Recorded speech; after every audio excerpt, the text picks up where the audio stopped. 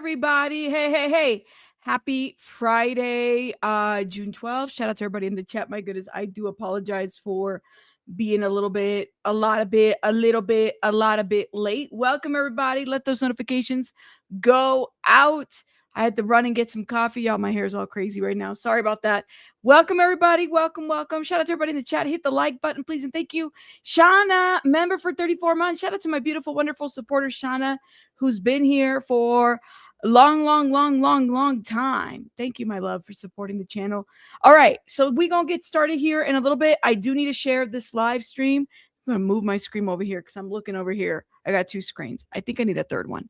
I probably should hook up the other one. Anyways, excuse me. So I'm going to share this with everybody, let everybody know that we're live. So let's get our intro going. Hopefully people will start coming through. Let's go.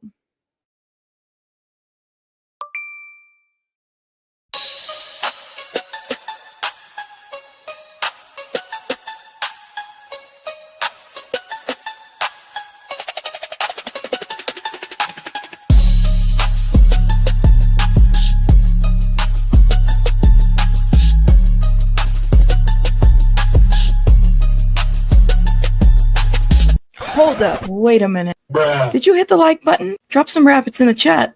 Let's go. Hit that like, hit that like. Welcome to the chat. Let's chit chat, hit chat. Hit that like, hit that like. Drop some rabbits in the chat. Drop some rabbits, drop some rabbits, drop some rabbits. Drop them, drop them, drop them. Drop some rabbits in the chat. Drop some rabbits, drop some rabbits, drop them, drop them, drop them, drop them. Drop some rabbits in the chat. Drop some rabbits. If you want the tea, come see me. Rabbit hole is the place to be for real news, not fake news. Celebrity news, breaking news around the clock. Real talk, best on the block. I rock. Real talk, best on the block. I rock. Hit that like, hit that like. Welcome to the chat. Let's chit chat, hit chat. Hit that like, hit that like. Drop some rabbits in the chat. Drop some rabbits, drop some rabbits, drop some drop them, drop them, drop them, drop them. Drop some rabbits in the chat. Drop some rabbits, drop some rabbits, drop them, drop them, drop them, drop them. Drop some rabbits in the chat. Drop some rabbits. True crime is my specialty. Exposing the industry. Unsolved mysteries. Sticking to reality. Fair use commentary. Talking about cults. Trying to get results. Exploring hopes. Exploring. Researching. Debunking. Investigating. Being nosy. Super nosy. Being messy. Being shady. Rabbit hole news. That's me. The chick with ADHD. Unmedicated. But quite educated. Hit that like. Hit that like. Welcome to the chat. Let's chit chat. Hit chat. Hit that like. Hit that like. Drop some rabbits in the chat. Drop some rabbits. Drop some rabbits. Drop some rabbits. Drop them. Drop them. Drop them. Drop some rabbits in the chat. Drop some rabbits. Drop some rabbits. Drop them. Drop them. Drop them. Drop them. Drop some rabbits in the chat. Drop some rabbits. Hit that like. Hit that like. Let's go. Let's go. Let's start the show. Let's start the show. Let's start the show. Let's start the show. Let's start the show. Hi, everybody. Welcome. Happy Friday. Shout out to everybody in the chat. My goodness. Welcome. Look at everybody here. Shout out to everybody. Wake up. It is Friday. Oh my God, you guys. Like, when is Christmas? Tomorrow? It feels like it's just kind of going by very quickly. Welcome, everybody. Welcome. Thank you, Miss Reba. Shout out to everybody. Shout out to my mom, Vic, who's in the chat. Man, we got some stuff to get into because it is a lot of stuff between what happened yesterday with the Nancy Guthrie situation to also like a grave in Mexico, and there was a tip or something like that. Yes, Merry Christmas tomorrow. Isn't it just me? Is it just kind of like going very quickly? Really interesting. Well, okay. So, I mean, I have a lot of questions. I don't know. So we're going to talk about that. We're going to get into the YouTuber that was arrested. We talked a little bit about that yesterday. Bill Gates, gross. We're going to talk about that. We're going to talk about that PEARADISE, as in PEARADISE, PEARADISE lawsuit. And then we're going to talk about Reckless Ben. So we have a lot to get into. But apparently there was a tip. So we're going to get it right into Nancy Guthrie because that's kind of on my head right now. thinking about that situationship a little bit more. But Nancy Guthrie, yes, Bill Gates is gross. Yes, he is. Anyways, so there was some stuff happening yesterday that broke, in addition to all the controversy that was happening outside of her home. But apparently, another thing that was happening yesterday too, which also broke, was that there were volunteer search. There's a volunteer search, and I guess this was like in Mexico. They received like an anonymous group, or excuse me, tip. This group did, and basically said that Nancy Guthrie was like buried in Mexico. That she was like in a shallow type of grave type of situation. I heard about this, and I was like, oh damn, like, so could she be in Mexico all this time for all we know, right? And then now here we are, we speculated that, but I wasn't really, I didn't understand why Mexico, right? Like I didn't get it. I still don't. But volunteers searched for Nancy Guthrie after receiving an anonymous tip she was buried in Mexico. Now, a Mexico-based volunteer group was reportedly told that Nancy was buried at a site near the U.S. border where 25 graves were previously discovered. Okay. Now, volunteers in Mexico conducted a search for Nancy Guthrie after receiving a tip claiming that she was buried near the U.S.-Mexico border. People confirm. Nancy Guthrie, 84-year-old mother, was last seen entering the garage of her Tucson home, Arizona, at about 9:50 p.m. local time, Saturday, January 31st. I can't believe it's been this long. Her family reported her missing around 12:03 p.m. on February 1st after she failed to show up to watch a virtual church service. Now, with a group of friends in the months since, the Pima County Sheriff's Department and the FBI have led an extensive search to find Nancy, although no suspects have been named in the disappearance. Volunteers in Mexico conducted a search for Nancy Guthrie after receiving a tip claiming that she was buried near the U.S. border. People confirmed. This was a rumor, and now I guess it's been confirmed and whatnot. But this group, and there have been searches in Mexico, areas in Mexico where people have said, well, she's out there. And I don't know, man. I've had my doubts because I'm like, why would they take her to Mexico? Like, what would be the reason for any of that? Is it just me? Is this just like wild to hear?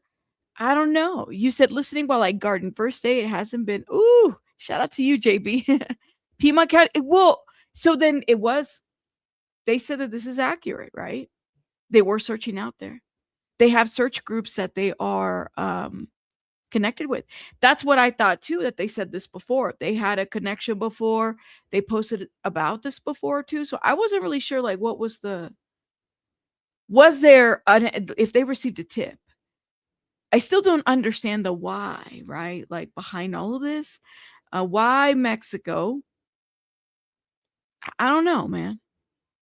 To take her all the way over there, I guess I don't know. I still believe personally that she is closer to her home than we believe, or maybe she might be like underground. That's always kind of been my theory, but I could be wrong.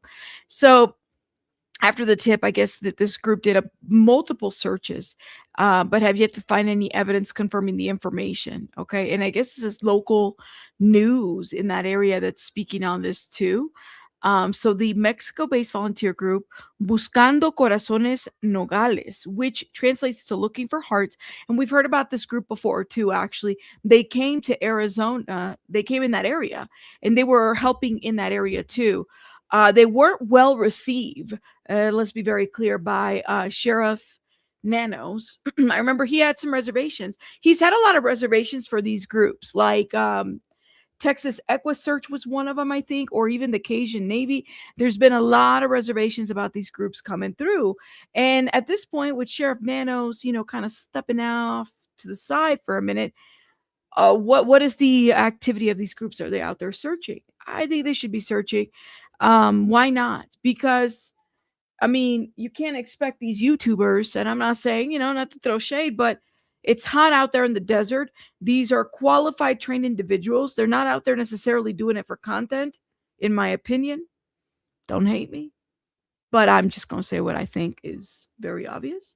They're not out there doing it for content. The Cajun Navy and the Texas Equus Search, they have a very specific goal in place. Now, let the people do the searching, you know? Yeah, Nanos doesn't seem to welcome any additional help on the cases. No, he doesn't, right? Absolutely. He's like, nope, nope, nope. He said, if it's a cover up by police, Nogales is just right there. Who dumped the other bodies there? I wonder if those cases have been solved. That's the question that I have. You said this group does search with their local police so they don't destroy any evidence. But that's the whole thing is like you have to have buy-in from the group, right? You have to be able to do everything together with the group because what I know that like is it the Asian Navy? And there's been controversy with these groups. Like, let's not say that every group is perfect because it's not like that, right? But there has been controversy with some of these groups. Okay, cool. But at the end of the day, if they're out there searching in the desert, I'm not expecting the streamer that got arrested yesterday. I mean, look at him. He don't even look like he can put up with the hot, booty crack stinking weather out there. Shout out to everybody. Y'all know I like that kind of weather, but I'm just saying, like, y'all saw how he was breathing very heavy when he was being detained. I don't expect that guy to make it to the desert at all. So if you have groups that are specialized, like that do it because they actually want to find the person versus not, for content, I'm here for it. Could you imagine? I know that was shady, but we'll get to be shady in a little bit. Anyways, that being said, though, I'm here for it. Do it, do it, do it, do it. I think it's great. Okay. That being said, though, they said that the leader of the group, she told the local news outlet that the organization was told that Nancy was buried in one of the streams in the area of Mariposa, Mexico. The tipster reportedly told the organization that her remains could be located near Nogales, which sits close to Mexico's side of the U.S.-Mexico border. So in a message to people, the organization wrote, in May, the tip was received. Oh my God, this tip is from May? The anonymous source said she is here. Yes, we will continue to search. So they got this tip back in May? So this is not like a new tip. It's like so they're just now searching? Okay. Buscando Corazones Nogales reportedly began to search around the stream on May 16th, okay, and found nothing. All right. Well, okay, so it sounds like they went in May, but they found nothing then. Then they received a second call with additional information, spurring the group to conduct a second search on Wednesday, June 10th, so just a couple days ago. The search was unsuccessful, and a third is planned for June 16th, according to 12 News. Volunteers have searched the region previously and between April and May recovered the remains of 32 people and found 25 unmarked graves. Remember, my mod Vic said this, didn't they? Yeah, they were out there. So I think this is back from April where they found some like unmarked graves. Could she be among the people that were there in this group? I mean, the desert, that one movie, is it Casino? Put a one in the chat if you've seen Casino. I like me the mobster movies. I really do, especially like the ones with, Robert De Niro, Al Pacino, like the old school. Anyways, remember what he said about like if you're meeting somebody in the desert, there's only one thing you're there to do, and it's typically like only one person comes out alive. Like if you're going to the desert, be prepared. The desert is very unforgiving. That's right, for every element. And honestly, like the finding of bodies in the desert, if people ever just, took a day and just said, I'm going to go dedicate myself to go find people in the desert, you're going to find, bodies in the desert. You really are. You said Sharon Stone is my hero. I didn't like her character in that movie. There's that an actress is a good actress when you don't like their character. Yeah, I didn't like her in this movie, but Casino, I think that scene is very infamous because he's not lying when he says that there's a lot of holes in the desert for a reason. Yes. And typically you go down there, somebody's not going to come back. So I always said that's like, whew, I love me a good villain movie. Yeah, I do. I do too. That being said, though, they said that the most recent tip that they received was the first time they heard the name Nancy Guthrie. Really? And remember, like, I think it was Brian Ensign who went down there and he's like, we went down here. It was good to go down here. However, it was kind of like a lot of people hadn't heard from the case. And I said, well, guys, like, Mexico isn't always so focused on what the hell the U.S. is doing. Please note that. I mean, I know we're neighbors and everything, but I have family that live in the area of the border. They really do be minding their business. They're like, y'all are cute neighbors and everything, but you all do the most. We just focus on the shit that we have going on here. Some people don't always know everything that's going on the other side, even though it's like right next door. They don't be paying attention. They got other shit to focus on, So yeah, like when you're asking everybody, have you heard of Nancy Guthrie? No, who is that? Who is it? I'm sure now they're talking about it, but before it was like, nah, I don't know who the hell that is. Who's Nancy Guthrie? So I get it. You said the desert is extremely hot in the daytime. It's surprisingly cold at night. You're right. You're right. Just like we don't know everything that's going on in Mexico. That's right. Like we minds the business, it's just every once in a while we'd be like, hey, what's going on over there? But typically we like to mind our business. My father lived out in the desert right before you get to Vegas, out in the middle of nowhere, and he loved it there. It's beautiful. It's I like the desert at night, but it's scary. It's a very scary sight. I'll say that. We think we are the center of the universe. Right. Tell me why do we think that everything's about us, and we always thinking that they know everything about us because they want to be us. No, they don't. Trust me, man. There's other stuff going on over there that they worry about. They don't always worry about what we got going on over here. The media will tell you something different. That being said, though, this is a great comment, though. It's probably my favorite comment so far. Always take a warm casket blanket with you just in case. Lord have mercy. Well, yeah, we don't really know what's in the news in Mexico. Like, they don't know what's us. That's right. You know what I mean? Like, they don't always know what's going on with us. So there's that. You said, yes, drop your like number in the chat, please. And thank you. Okay. So, we were talking about this yesterday, right? And with the YouTuber being arrested, all this ish that was going on yesterday, which I thought was hilarious. I mean, in terms of like what is going on and the stuff that the people are doing and how people are handling different things and whatnot. We've been on it, right? And yesterday I saw some very interesting comments in my chat. Because some people were either like really upset that I said what I said, and some people were like, okay, like I get where you're coming from. So I wanted to start with the comments. I wanted us to read the comments from our videos. But before we even get there, let me get into this because I forgot. This is one news clip I wanted to show you guys. Let's get into this. Search for 84-year-old Nancy Guthrie more than 4 months after she disappeared from her Tucson home. Volunteers in Mexico say they received a tip about where her remains could be. 12 News reporter Maria Stobbs is here with the latest. Maria? Mark, that's right. This search group regularly looks for missing people, and they've helped find the remains of dozens of people in the Nogales area. But this is the first time they've received a tip that specifically mentioned Nancy Guthrie. For the volunteers with Buscando Corazones, anonymous tips are common, often leading them to remote parts of Mexico as they search for missing people. We usually get anonymous calls almost every day. This time, they're looking for answers in a case that has captured national attention. Were you familiar with Nancy Guthrie when you did get that tip? In reality, no, I didn't know. Once they told me, I looked her up.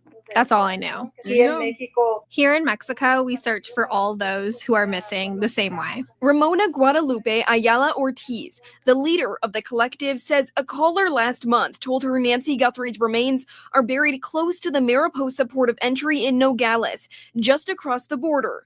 Nancy, the mother of Today co-host Savannah Guthrie, has been missing since February 1st after police say she was taken from her Tucson home. Savannah Guthrie has since returned to work, but the pain remains. It's always with me, I mean, I cry every morning on the way to work and I cry every morning on the way home. Despite video showing a masked man at Nancy's home the night she disappeared, there are still no answers or suspects. We still need everybody's prayers. Yeah, and we still need wish someone would call and say what they know. After receiving the tip on a possible grave site, volunteers alongside Mexican authorities conducted a search on May 16th and returned again on Wednesday.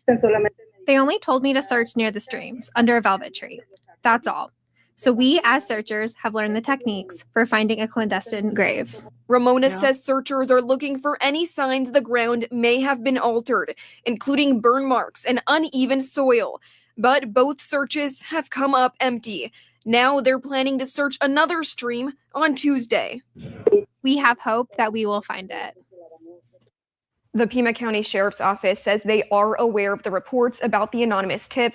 They say they have not been contacted by Mexican authorities about the search efforts and that their investigation is ongoing. Live in studio, Maria Stubbs, 12 News. So depending on what they find, I mean, and the thing is that people go missing in Mexico all the time. So that's why you have search groups like this that go out there. And you know, it's not uncommon to find unmarked graves. Women especially go missing.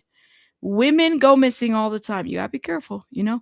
You said, did the Today Show report that the arrest in front of Nancy's house yesterday? I wonder if Savannah was at work. They probably didn't, because that's more so local news. But I do wonder. They did a yesterday in local news, and I'm sure Belen, you probably know about this. I was able to flag. They did like an investigative report about what happened with, you know, everything that was happening yesterday with the arrest, right? And I find the comments in the video that we did yesterday so funny, because some folks like, you know, some folks were like, look, I support the guy, but I definitely felt like he was resistant. Like some people can understand, you know, they said, yeah, like I support him, but this whole thing was, he was resisting arrest. He was totally resisting arrest. You know what I mean? And he could have gotten hurt. And some people are like,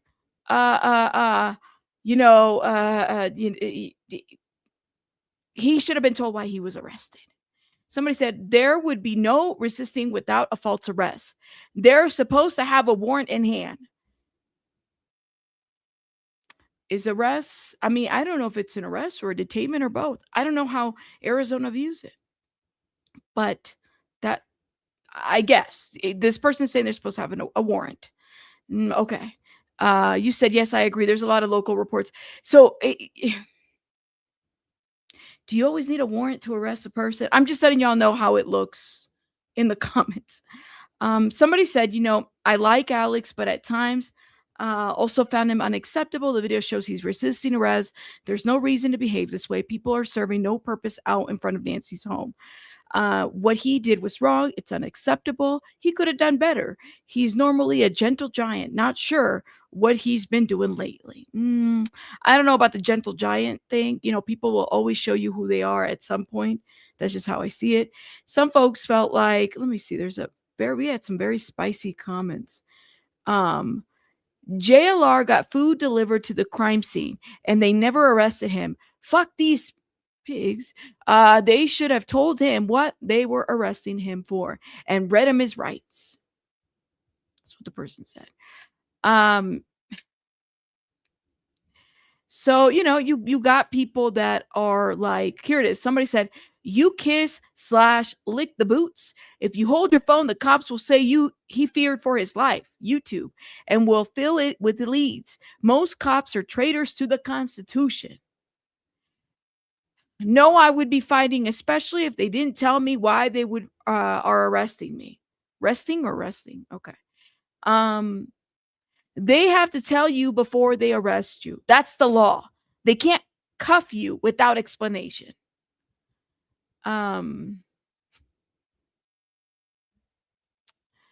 Yeah. So yeah. Be naughty, you tell them, man. Be naughty or nice. They don't need to read your rights until questioning. You know? Well, I'm letting y'all know what the comments are saying, because I'm sitting here like, some comments I'm like, yeah, I don't know about that. I don't consider somebody a gentle giant who like typically uses the F slur like that.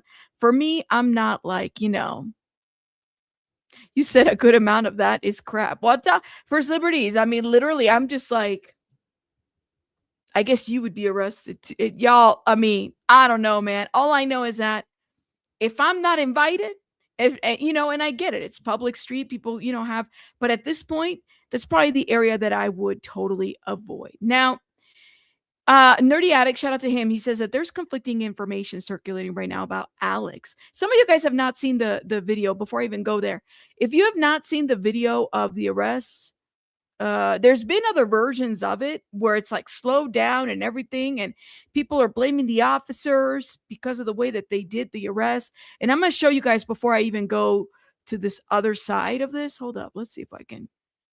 I don't want my screen this big. Let's see. Here it is. So, I think I can. There's no volume to this.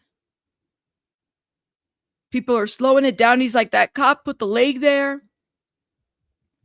He made it so he tripped over. This is his fault. Yeah, he's no green giant. Thank you. This is not the Green Mile. Thank you for saying that. That's a gentle giant. This is not the Green Mile guy. No, it's not. So they've been slowing down the clip. Maybe you guys see something that I don't. Look at that. He's like, well, he put his leg down, and therefore that means that he tripped. I mean, to me, it looked like he was resisting all along. He was resisting the fact that they had to get his arms that way. It almost looked like that guy got spit on, too. And then his radio is flinging out. So I don't know what the slow-mo does.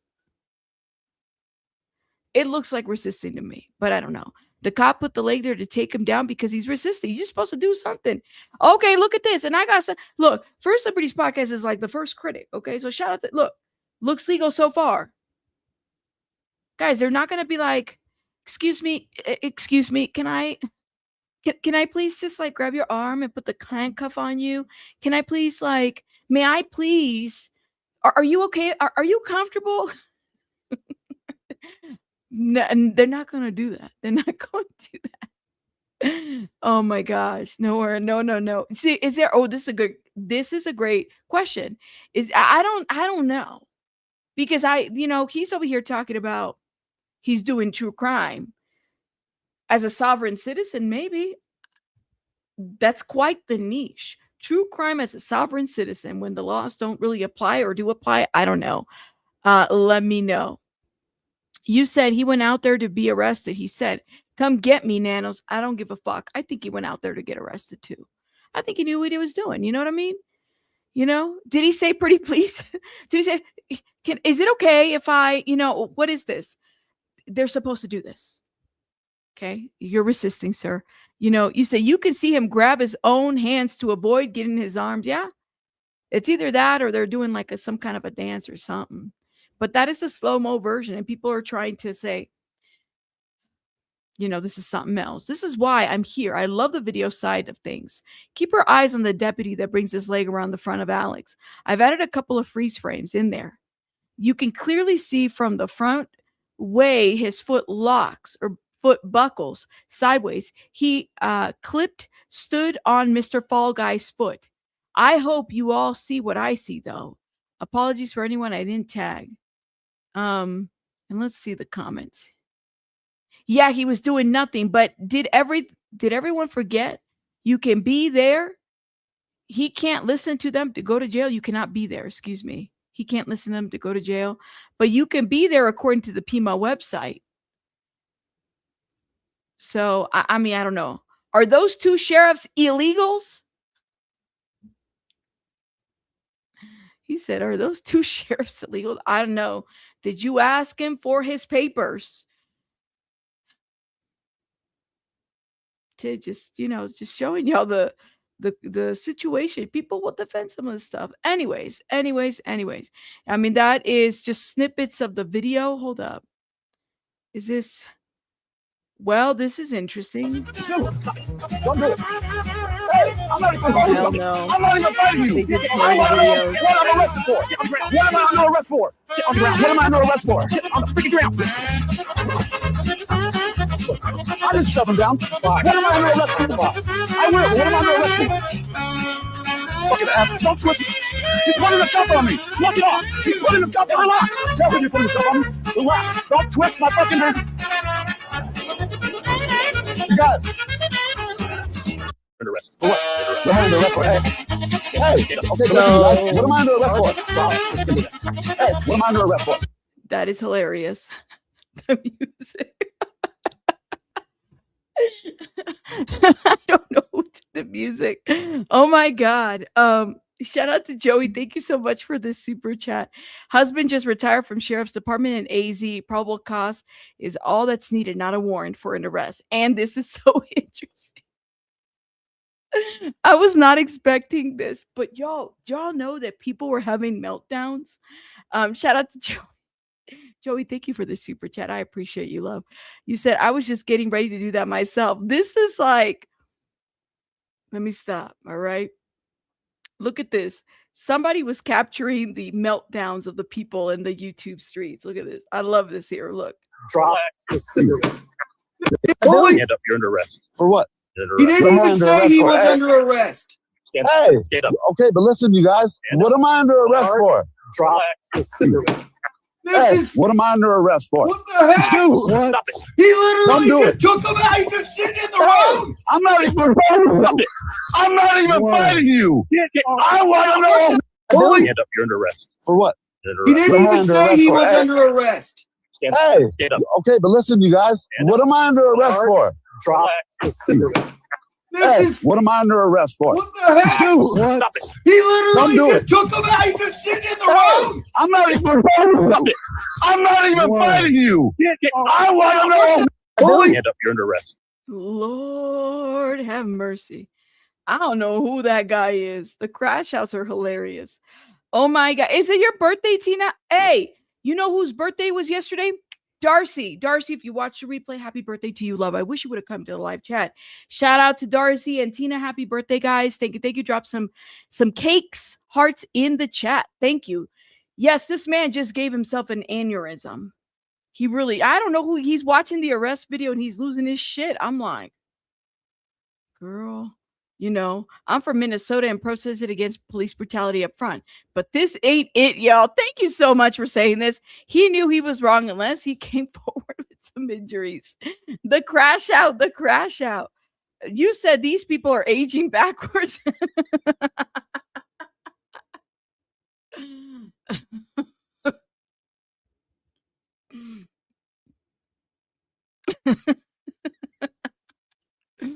Oh my God. The people are aging backwards. I'm telling you, man.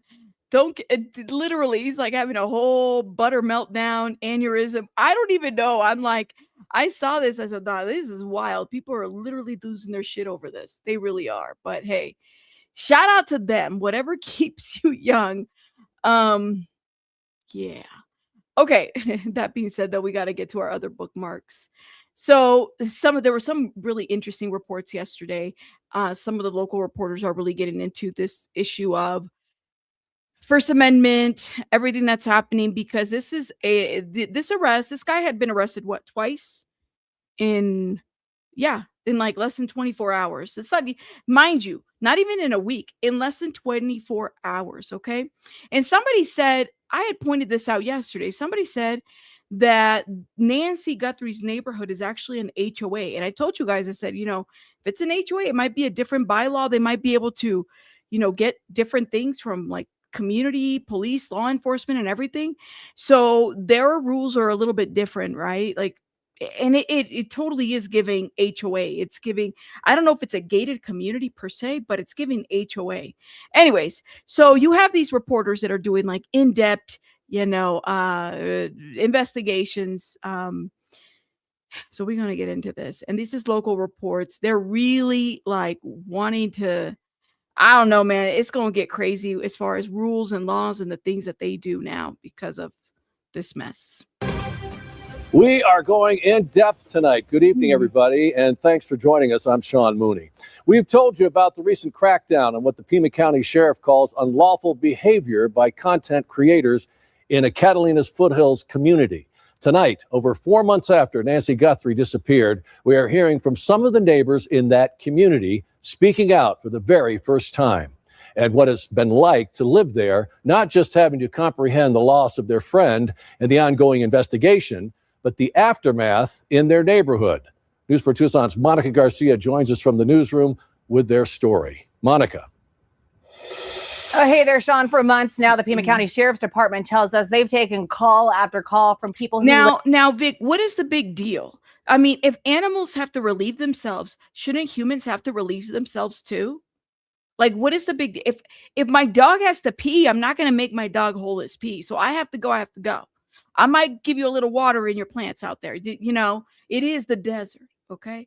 Somebody did come into the comments and say that. So just saying. live in Nancy's neighborhood complaining about streamers disrupting their lives in the form of things like trespassing, harassment, the blocking of roads, they tell us, and simply disrupting peace in their community. Now, we've heard from many of these neighbors taking their calls right here in our newsroom. They tell us they not only live in fear of the person who took Nancy, but they also say they live in fear of a group of streamers who are making living there a neighborhood nightmare. Tonight, asking us to conceal their identity out of fear of retribution, they share their stories. It seems like this, a streamer live streaming himself using a portable toilet in the neighborhood and then appearing to dump its contents on the ground. And this one, an exchange between a streamer and a resident walking down the street Get out of here. when the resident told the streamer to leave. I'm not going to get out of here. What are you going to do if I don't get out of here, bud? Clown. Too bad you're talking in front of your own daughter. Then there's the people trespassing on neighbors' properties. Call the cops on you and get you cited. Get out of here. Neighbors say they've had enough. They speak to us on condition of anonymity, saying they don't know how to make the circus stop. I don't understand why anybody has the right legally to do what they're doing. Modeling shoots in front of a crime scene and what appears to be a bus tour. Whole group of folks stopping by, guys. And streamers live streaming a crime scene reenactment. It's 1 a.m. in AZ. Okay. Complete with a mask. No way. A total stranger came in this neighborhood. And they say what started as interest in the case has turned into a circus. Even though this is a national incident or it has caught the world's attention, it doesn't change the fact that we're still private citizens. We feel like we're in a fishbowl with targets painted on our backs. Another neighbor tells News 4 Tucson what we expected to be some peace and mourning after the large number of media trucks left 2 to 6 weeks later has not turned out to be the case for the area around Nancy's. What has followed has been sad and disrespectful. Uh-oh, here comes... We're told neighbors are constantly filmed and put on blast on the internet, some with their names, addresses. What a douche. And in some cases, insinuations that they had something to do with their missing neighbor. Community has grown stronger and neighbors are more connected, but it's largely driven by fear. Not only for what happened with Nancy, that we're still waiting for answers, but some kind of information on, but also that we now have random streaming YouTube individuals who sit down on the corner, they walk up our homes, they walk up our driveways, people just wanting information. And there's no way for us to feel safe and secure coming and going from our homes because most of us are constantly being filmed. So what, if anything, can be done for people who live in this neighborhood? Tomorrow, we go in depth with what steps the county has already taken and what a First Amendment attorney has to say about the neighbors' concerns. Ooh. In the newsroom, I'm Monica Garcia. Sean, back to you. What would a First Amendment attorney have to say about all this? You know, I think if it was like in a government, if it was a protest outside of a government building, I think it'd be a little bit of a different story, right? Like, I get that, but it's not there. Now, for those that are wondering what happened in court today with Mr. Pringle P, let me see if we can go. They got people, you know, they got some snippets in here. And the courtroom clerk basically, you know, just looked at me and said, "Oh, he's released." And I'm like, "Sweet." He's like, "Well, wait a minute. It's going to be a couple hours before he gets out." So, yes, we need people out here. Right now, it is just me. Court just ended, and so I talked to the courtroom reporter just to see, and they asked if I knew the name of the defendant. And I told him his name, Alexander Zabel, and the courtroom clerk basically, you know, just looked at me and said, "Oh, he's released." And I'm like, "Sweet." He's like, "Well, wait a minute. It's going to be a couple hours before he gets out." So, yes, we need people out here. Right now, it is just me. So court just ended, and so I talked to the pause courtroom. this. Court is over, has been released. Pringle P has been released in the system, though it may take a few hours for him to actually exit the building. Pringle Pete was arrested while sitting on the side of the road last night documenting the Nancy Guthrie case. An unidentified officer said he had orders to do so. No, he's been identified. I think, and refused to explain the reason for the arrest. Lord have mercy. I mean, everybody has their thought. Someone says, shout out to Melly. She says, karma never misses. Hey, JLR, isn't this your bestie? Birds of a feather flock together, and this flock seems to have found itself in some interesting situations.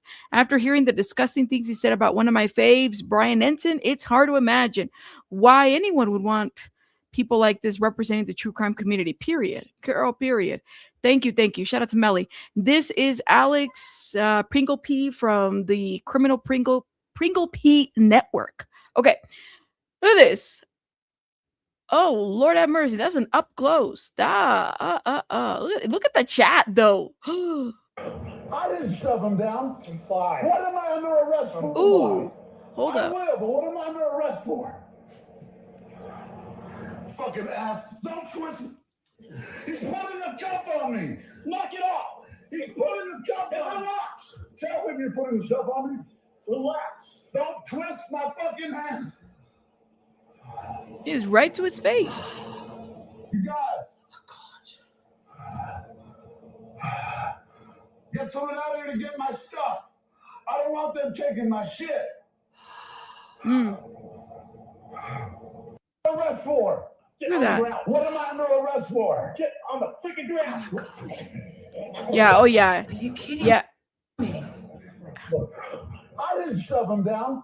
What am I under arrest for? He wouldn't have fallen if you weren't resisting. That's the thing. He wouldn't have fallen if you weren't resisting.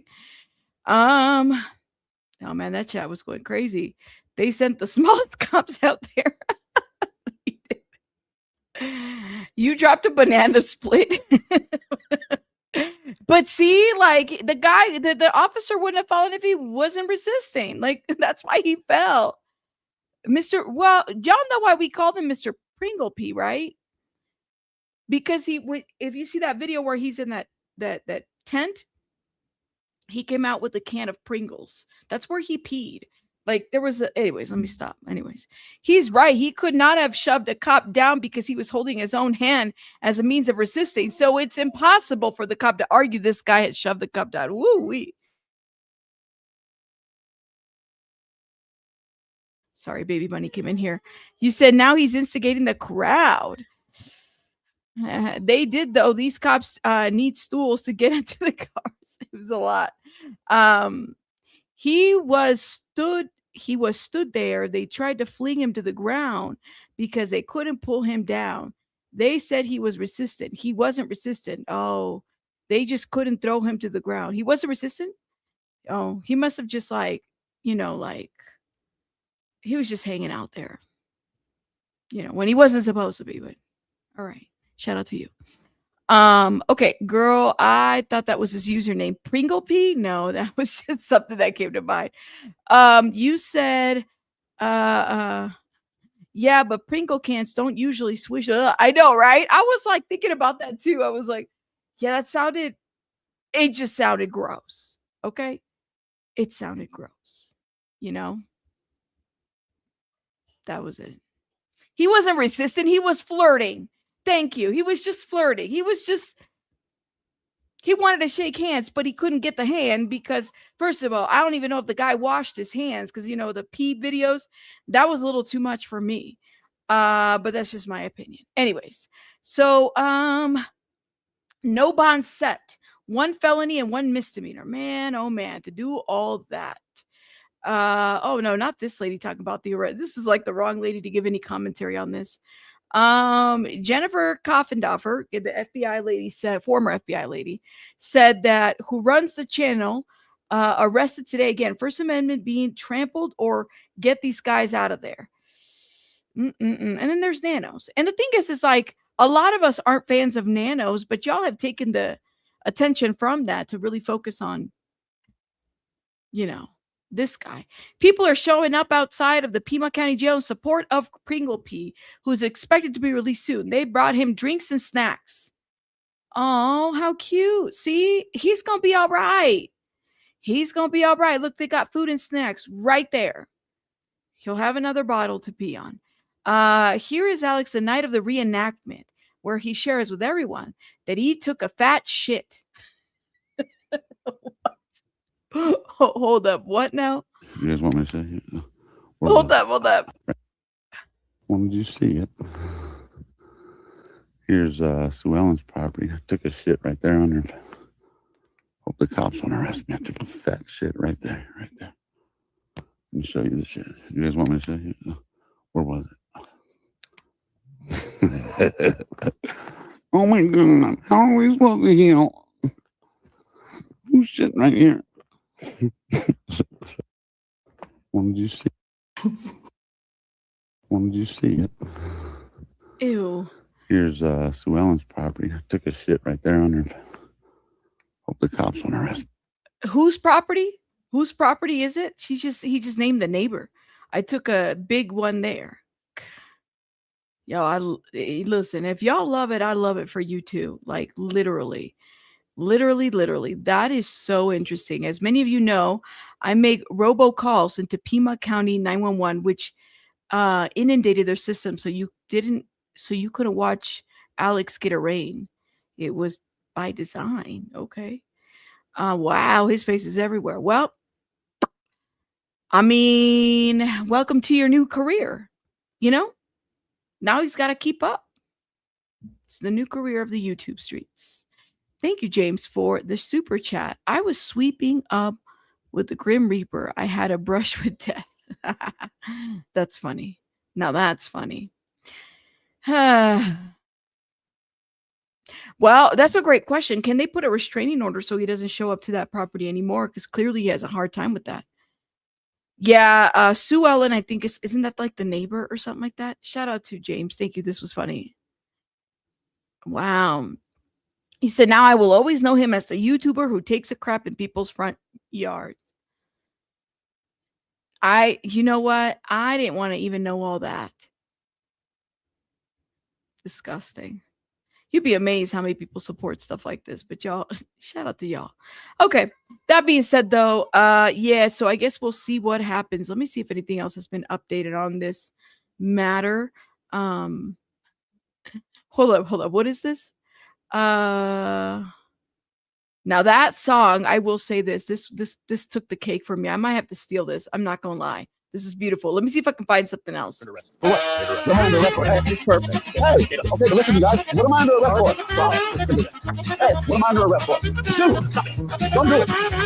Hey, I'm not even fighting you. I'm not even fighting you. I want to know what I'm arrested for. What am I under arrest for? Get on the ground. What am I under arrest for? Get on the freaking ground.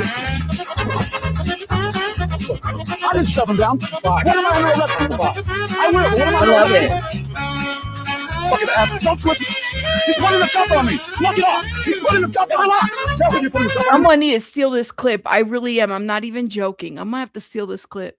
Somebody says, okay, common acts of resisting arrest, pulling away, stepping away, stiffening up arms, refusing to comply, lawful orders to get on the ground, going limp is okay. These are ways you can resist in Arizona. Okay, so if you are essentially not trying to, if you're resisting, this is the actual definition: intentionally preventing an arrest in one of these ways, using or threatening physical force, creating a substantial risk of physical injury, which he did, or passively resisting arrest. A passive resist is a nonviolent physical act or failure to act that intended to impede, hinder, or delay an arrest. For instance, a refusal to put your hands behind your back or get out of the car may be considered passive resistance.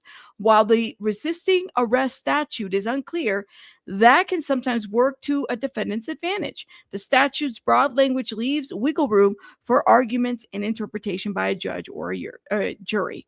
Common examples of resisting arrest include pulling away, stepping away, stiffening arms, flailing, refusing to get out of the vehicle, going limp, taking a fight stance, and threatening violence. This is what the Arizona people say. He did none of those things. None of those things. He didn't cause anybody to be injured. He didn't stiffen up. Here, let me play this again. Hold on. Relax. Here. Don't twist my fucking. Right here. I'm not even fighting you. I want to know what I'm arrested for. What am I under arrest for? Get on the ground. What am I under arrest for? Get on the freaking ground. Looks like that. I didn't shove him down. What am I under arrest for? I will. What am I under arrest for? Fucking ass. Don't twist me. He's putting the cuff on me. Knock it off. He's putting the cuff on me. Relax. Tell him you're putting the cuff on me. Relax. Don't twist my fucking hand. Did an officer fall? Girl, we must be watching two different things.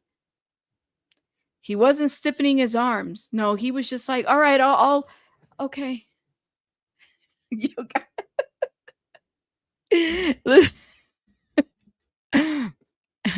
Yes, that's what I'm saying. But I don't think we are like, we are not like you were reading the same. Officer did not fall. Officer tripped over the officer's feet.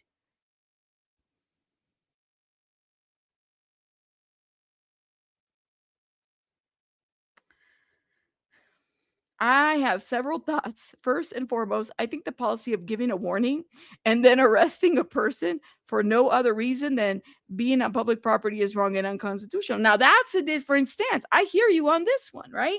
Hear you on this one. But as far as resisting, are you guys going to say that this is not resisting? But I do agree, CK Flush. I agree with you on this stance. Completely agree. But thank you. Refusing the lawful order to get on the ground is resisting. Thank you so much. Locked hands is a penalty in wrestling. It's a no-no everywhere. I'm thinking the same thing too, but listen, I don't know, man. But I agree. Like, I get where they're, I get CK's comment. That I can understand. Okay, I understand the opinion of like, you guys, this is unconstitutional. It's public property. Okay, completely get it.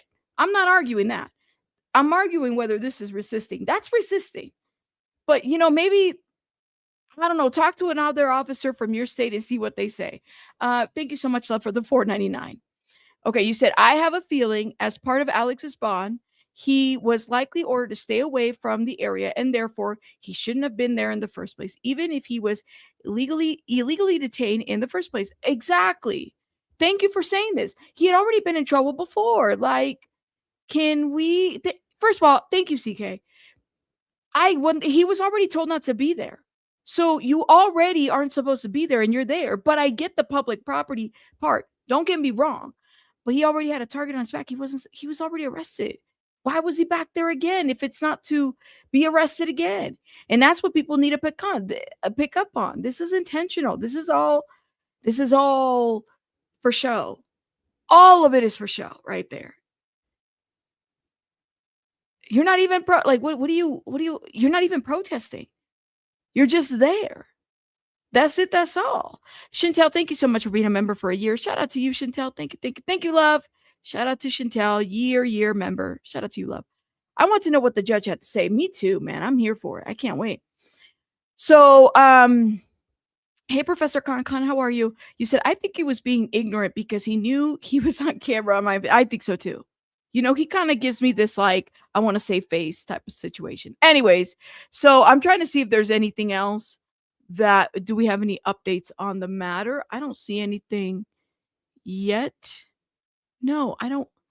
I think the biggest ripoff on X is their stupid check mark memberships.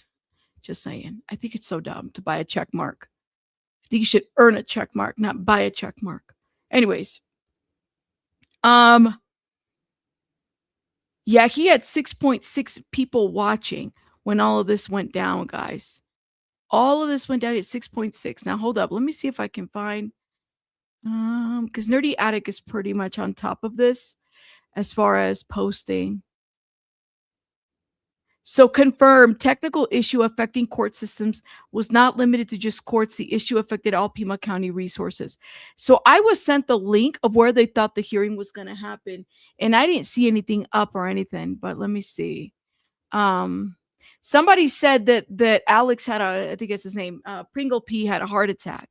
And they wrote on X, if he dies as a result of you calling police, you can be charged with aggravated murder and conspiracy to commit murder.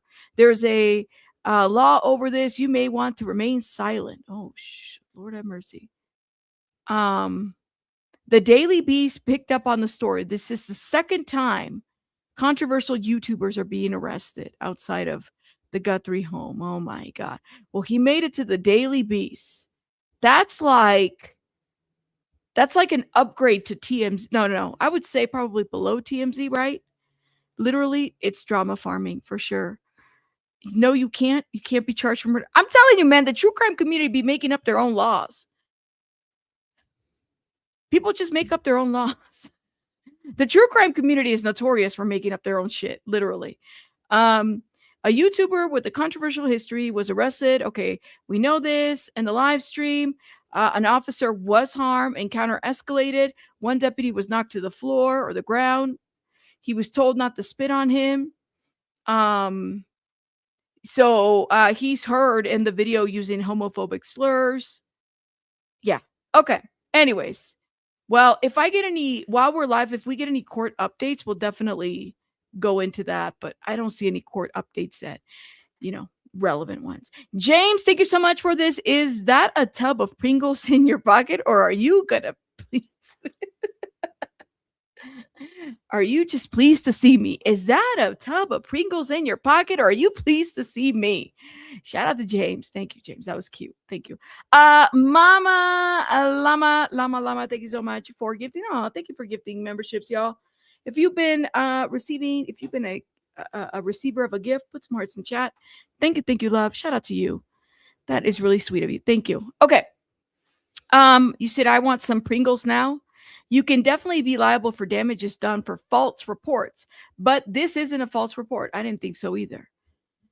He said a murder charge. That's what they said. They said a murder charge. I said, Lord have mercy, not a murder charge. But okay, I don't know. Maybe that could be a thing. Okay.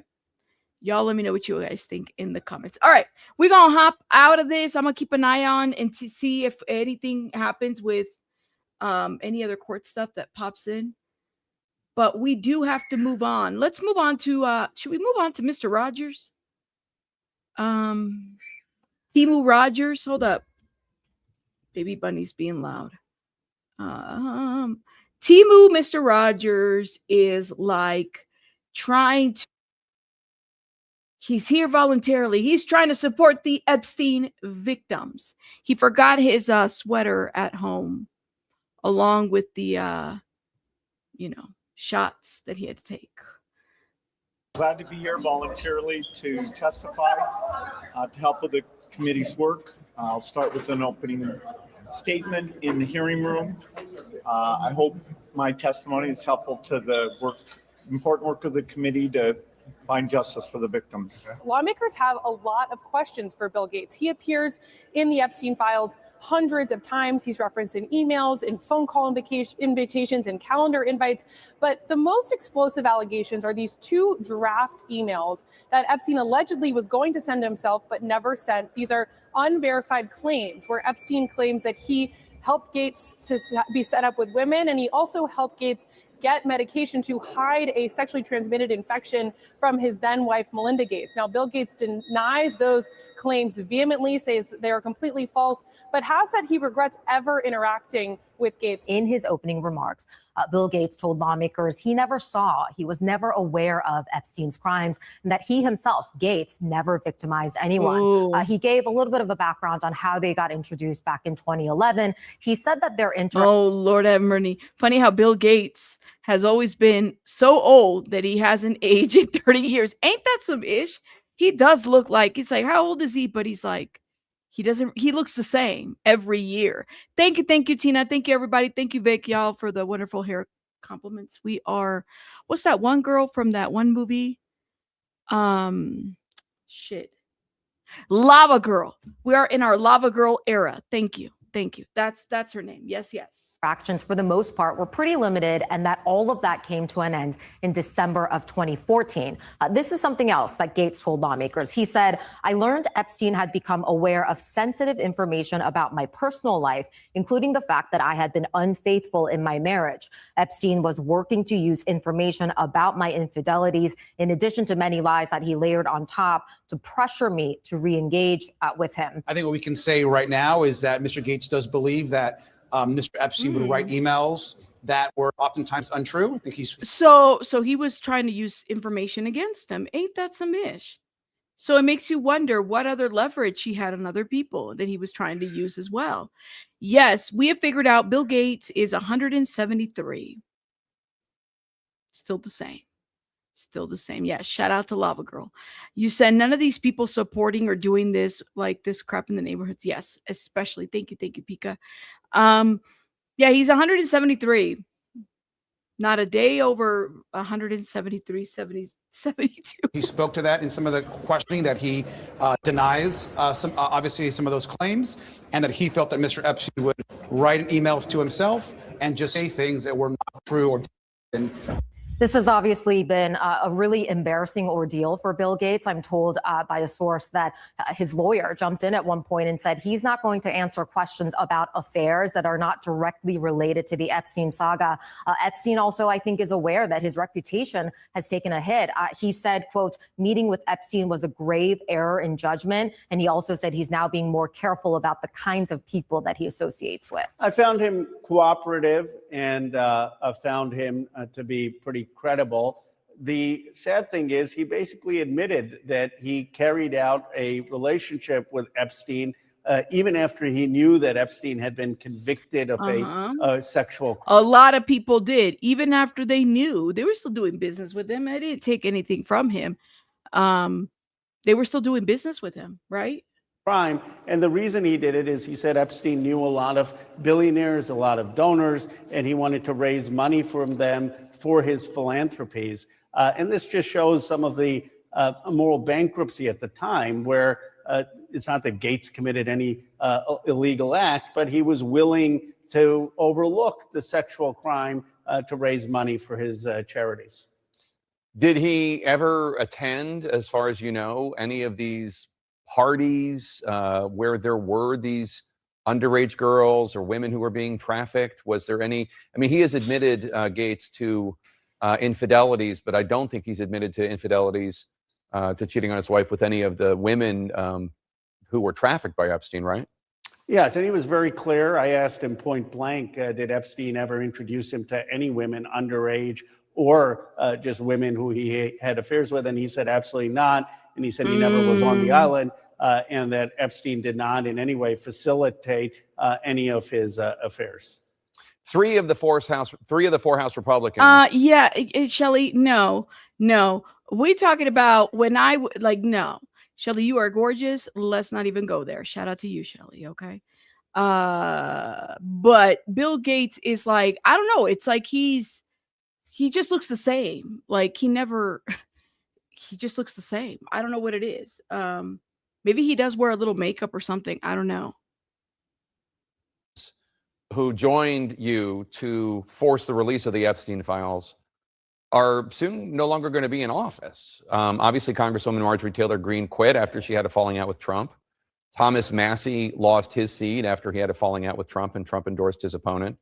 And now Congresswoman Nancy Mace is leaving. She ran for governor in South Carolina. She finished 5th in the Republican primary. Obviously, Trump supported the woman who won.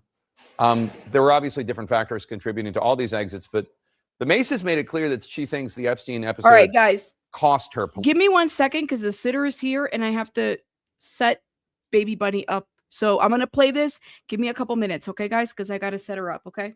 Politically, I guess Lauren Boebert is the only one left right now. Are you concerned about losing any other Republicans who were allies in pushing transparency for this? It's sad to me that they paid that price. I mean, some people in my own party sometimes criticize me when I say that they showed a lot of courage, but the reality is they did. I mean, Thomas Massie, Marjorie Taylor Greene literally gave up their seats, and I believe Nancy Mace that it hurt her among Republicans.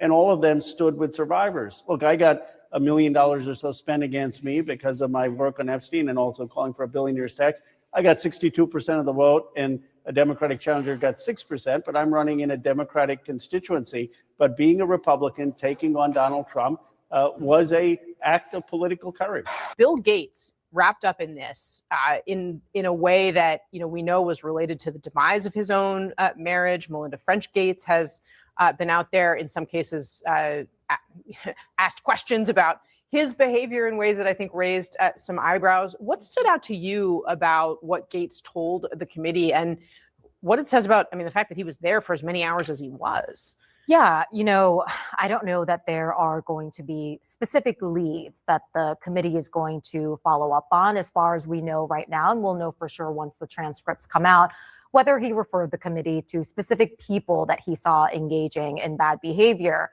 But what I think we are seeing today is a full pattern of powerful people who were very close to Jeffrey Epstein, people who spent a lot of time with him, certainly wanted to be invited to all of his dinners in New York City, now saying years later, we were never aware of the crimes that he was committing. And I think if I'm Bill Gates, I'm pretty lucky that the emails where some of the more salacious and unverified claims about Bill Gates appear to have been written by Epstein to himself, and the fact that Epstein is dead. You can deny and deny and deny if you are convinced that there is no physical proof to the contrary. But I thought Bill Gates talking about how he was initially introduced to Epstein was really interesting. He said it was in 2011, and he did know that Epstein had some prior legal issues, but he decided not to scrutinize those matters further. Those legal issues, to be clear, is that Jeffrey Epstein in 2009 was convicted of soliciting prostitution from a minor. These are not just minor legal issues. He was a registered sex offender. So I just think the sort of willful ignorance of powerful people when money is involved is a conversation we need to keep having. Yeah, Jody, what do you think it says? Sorry, guys. The story, this is, of course, part. Let me pause it there. So what I heard is that they're going to review the transcripts and see what other wrongdoing he might have seen and whatnot. Baby Bunny sitter just showed up, so that's why I had to step away for a little bit and set her up. You said Gates wants attention and positive or negative, but he's trying to fix his profile, right? That's what he's trying to do. He's trying to fix his whole thing, his whole image, right? So I think ultimately what he wants to do is just, do what he has to do, show that he's showing compliance, and he's willing to testify. He's willing to do the court thing and everything. Now, whether he had affairs or not, clearly he did. But was Epstein writing these emails to himself to use as leverage, to use as blackmail later on, or to use as if you don't do this, if you don't walk into a deal with me here or there, then I'm going to accuse you of all kinds of crimes. Something led to the divorce, right? That's obvious. Something led to that divorce. The fallout of his marriage and everything. I would like to think that it wasn't just a situation where, I don't know. To me, it seems like there's more to this, and he's not going to tell on himself if he doesn't have to. He's not going to confess to anything he didn't do or whatever it may be. He's going to do what he has to do, right? He's worried about his image. He wants to seem very wholesome, clearly. That's what he wants. But I don't know. What do y'all think? You said evil, evil man. Woof. You said billionaires are doing the most, and some of them, it's absolutely disgusting and demonic. I agree with you, clearly, Shelley. There's more to this situationship and whatnot. Should be ordered to wear an ankle monitor. Ooh, tell me how you really feel. The guy, guys, come on now. This is the guy, the Microsoft guy, right? Like I said, this guy's not going to go bankrupt over his his Epstein connection. He's not. It's Microsoft. Everybody uses Microsoft. Even when you don't want to, you're using Microsoft. There's always something, entangled with whatever product. And if they don't, they have it entangled in there. They're just too ingrained in society and everything that we do, Anyways, you said, yeah, but they worship demonic entities allegedly. Well, there's that, you can become a billionaire by being a good person. Sorry, not sorry. And even when you do wrong, you could still say, hey, I effed up and I'm going to figure out how to remedy the situation. And you can't pay it's true. The Lord doesn't take your, what was that one? Is it The Great Gatsby? I remember, first of all, I really struggled reading when I was growing up. And one of the few books that I actually read, for whatever reason, it just attracted, I don't know what it was, if it was like the writing or what, I understood it, was The Great Gatsby, right? And there was that one part, and of course there's movies and everything, the all-seeing eye, the eye, right? And essentially the reference of like it being the thing that sees everything. Like, to me, any reference to that, it's like, that's how I see that even the people that think that they can do things in the dark is ever in the dark. Something is always seen somewhere. Someone is always seeing something or documented, or, somebody always knows something. You can't really walk away and think you won't be caught up in one way or another. I don't know. The all-seeing eye. God sees everything. That's just my thought. Anyways, that being said, though, Bill Gates, I guess we'll see how this goes and what that transcript looks like. I'm kind of curious. I still don't believe anything that he says. And, he's got to save his image. He wants to look like Grandpa Bill. Mm-hmm. Yes. Oh, my gosh. May he rest in peace. I can't believe he passed away already. To me, Robert Redford is like, I had the biggest crush on Robert Redford when I was in high school. He's a lot older, definitely, but he just looks so good in the 70s and the 80s. These people have so much money that they can buy their way out of anything. Look at Musk. Yeah. Just become the first trillionaire. And please, these are the people, like Elon is the one that gets to me with the family values. And he's got like, I don't know how many children out there with like, this is child X, 3 to the 5th point, whatever, or 3.15. I'm like, these are your children's names? That's not a child. That's a number, right? It's weird, but it's true. Anyways, that being said, though, I agree. They have the money to make things go away, but yeah, that's right. Dios ve todo. That's right. Anyways, you said your older man. Oh, that's your older man crush. He's cute. My older man crush was Robert Redford, though. Especially at the Great Gatsby, the Mia Farrow version, and Robert Redford. Ooh, that was the thing. Anyways, you said you too. Look at y'all dropping your old man crushes. All right. Well, shout out to y'all. I don't see the men saying the old lady crushes. What old lady crushes? I don't know. I don't see anybody.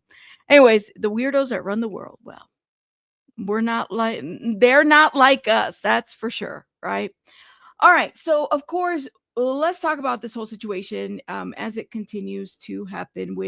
There was a hearing I heard with Reckless Ben and the TRO. Now, I had paused it here, but I actually wanted to go to Emily D. Baker's video because she breaks that down for us a little bit more.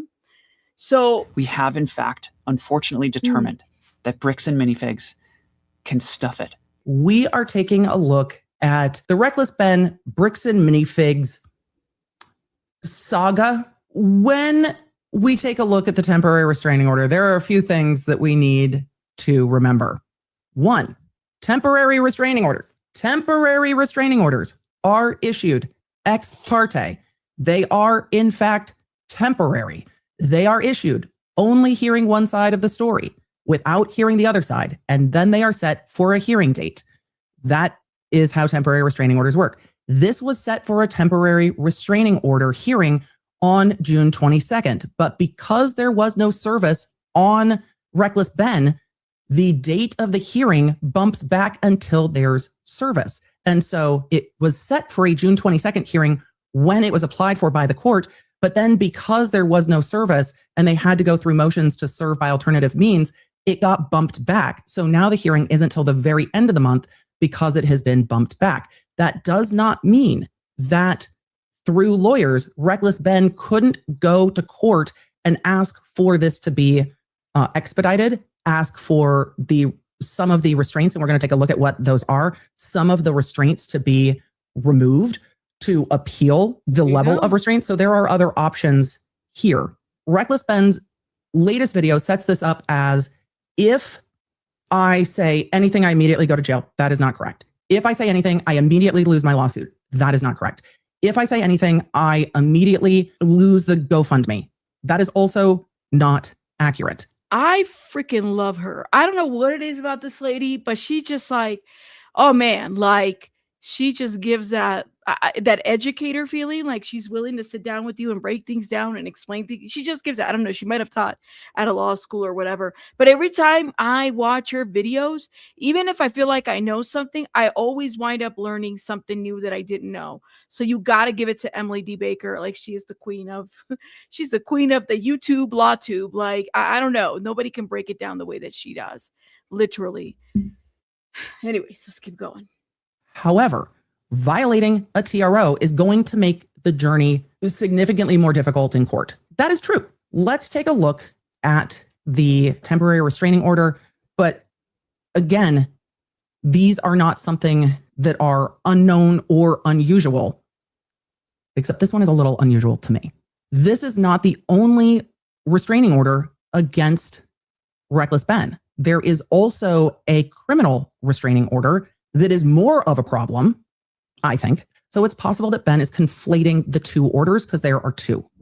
When we look at the criminal restraining order, this was filed May 20th. This has been in place since May 20th. This is a criminal pretrial protective order protecting the victim named in the case, Joshua Johnson, versus the defendant named in the case, Ben Schneider. This is regarding the misdemeanor case. The court orders that the defendant must obey the following: no domestic violence or abuse. You cannot threaten to commit or commit acts of domestic violence or abuse, harass, threaten, stalk, attempt to use or threaten to use or use physical force, engage in any other conduct that would place a protected person or designated family member in reasonable fear. You cannot contact. They say that you may not harass, telephone, contact, or otherwise communicate with a protected person directly or indirectly. That includes social media. So he cannot talk about Joshua Johnson. That includes social media. So remember when First Liberties was, I don't know if he's still in the chat, but he had said something to the effect of like, I wouldn't have done this video. I wouldn't have said this. I think that kind of maybe that's the same language that she's saying right there. Like, even if you're alluding, maybe don't even do a video. Like, don't put yourself in that predicament, you know?